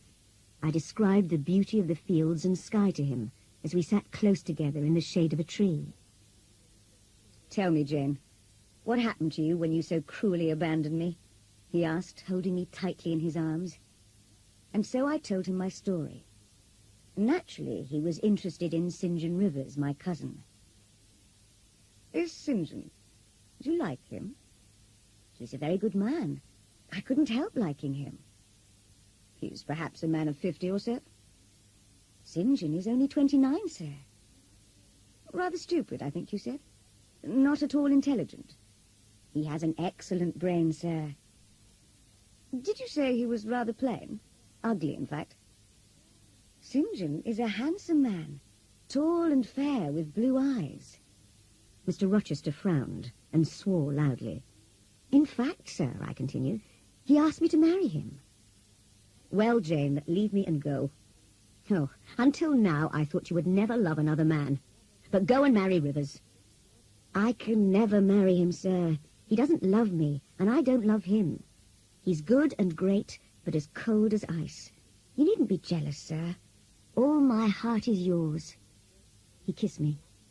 "I'm no better than the great tree hit by lightning at Thornfield," he said. "I can't expect to have a fresh young plant like you by my side all my life." "You are still strong, sir, and young plants need the strength and safety of a tree to support them." "Jane, will you marry me? A poor blind man with one hand, 20 years older than you?" "Yes, sir." "My darling, we'll be married in 3 days' time, Jane. Thank God. You know, I never thought much of religion. Well, lately, I've begun to understand that God has been punishing me for my pride and my past wickedness. Last Monday night, in a mood of deep depression, I was sitting by an open window, praying for a little peace and happiness in my dark life. In my heart and soul, I wanted you. I cried out, "Jane," 3 times. "Last Monday night? About midnight?" I asked, wondering. "Yes, but that doesn't matter. This is what's really strange. I heard a voice calling, "I'm coming, wait for me, and where are you?" And then I heard an echo sent back by hills, but there's no echo here in the middle of the wood. Jane, you must have been asleep. Your spirit and mine must have met to comfort each other. It was your voice I heard. I did not tell him I had actually spoken those words many miles away at that exact moment on that night, because I could hardly understand how it happened myself. "I thank God," said Edward Rochester, "and ask him to help me live a better life in future." Together we returned slowly to Ferndean Manor, Edward leaning on my shoulder. We had a quiet wedding. I wrote to tell the Rivers the news. Diana and Mary wrote back with delighted congratulations, but St. John did not reply. Now I have been married for 10 years. I know what it is like to love and be loved. No woman has ever been closer to her husband than I am to Edward. I am my husband's life, and he is mine. We're always together and have never had enough of each other's company. After 2 years, his sight began to return in one eye. Now he can see a little. And when our first child was born and put into his arms, he was able to see that the boy had inherited his fine, large black eyes. Mrs. Fairfax is retired, and Adele has grown into a charming young woman. Diana and Mary are both married, and we visit them once a year. St. John achieved his ambition by going to India as planned, and is still there. He writes to me regularly. He is unmarried and will never marry now. He knows that the end of his life is near, but he has no fear of death and looks forward to gaining his place in heaven.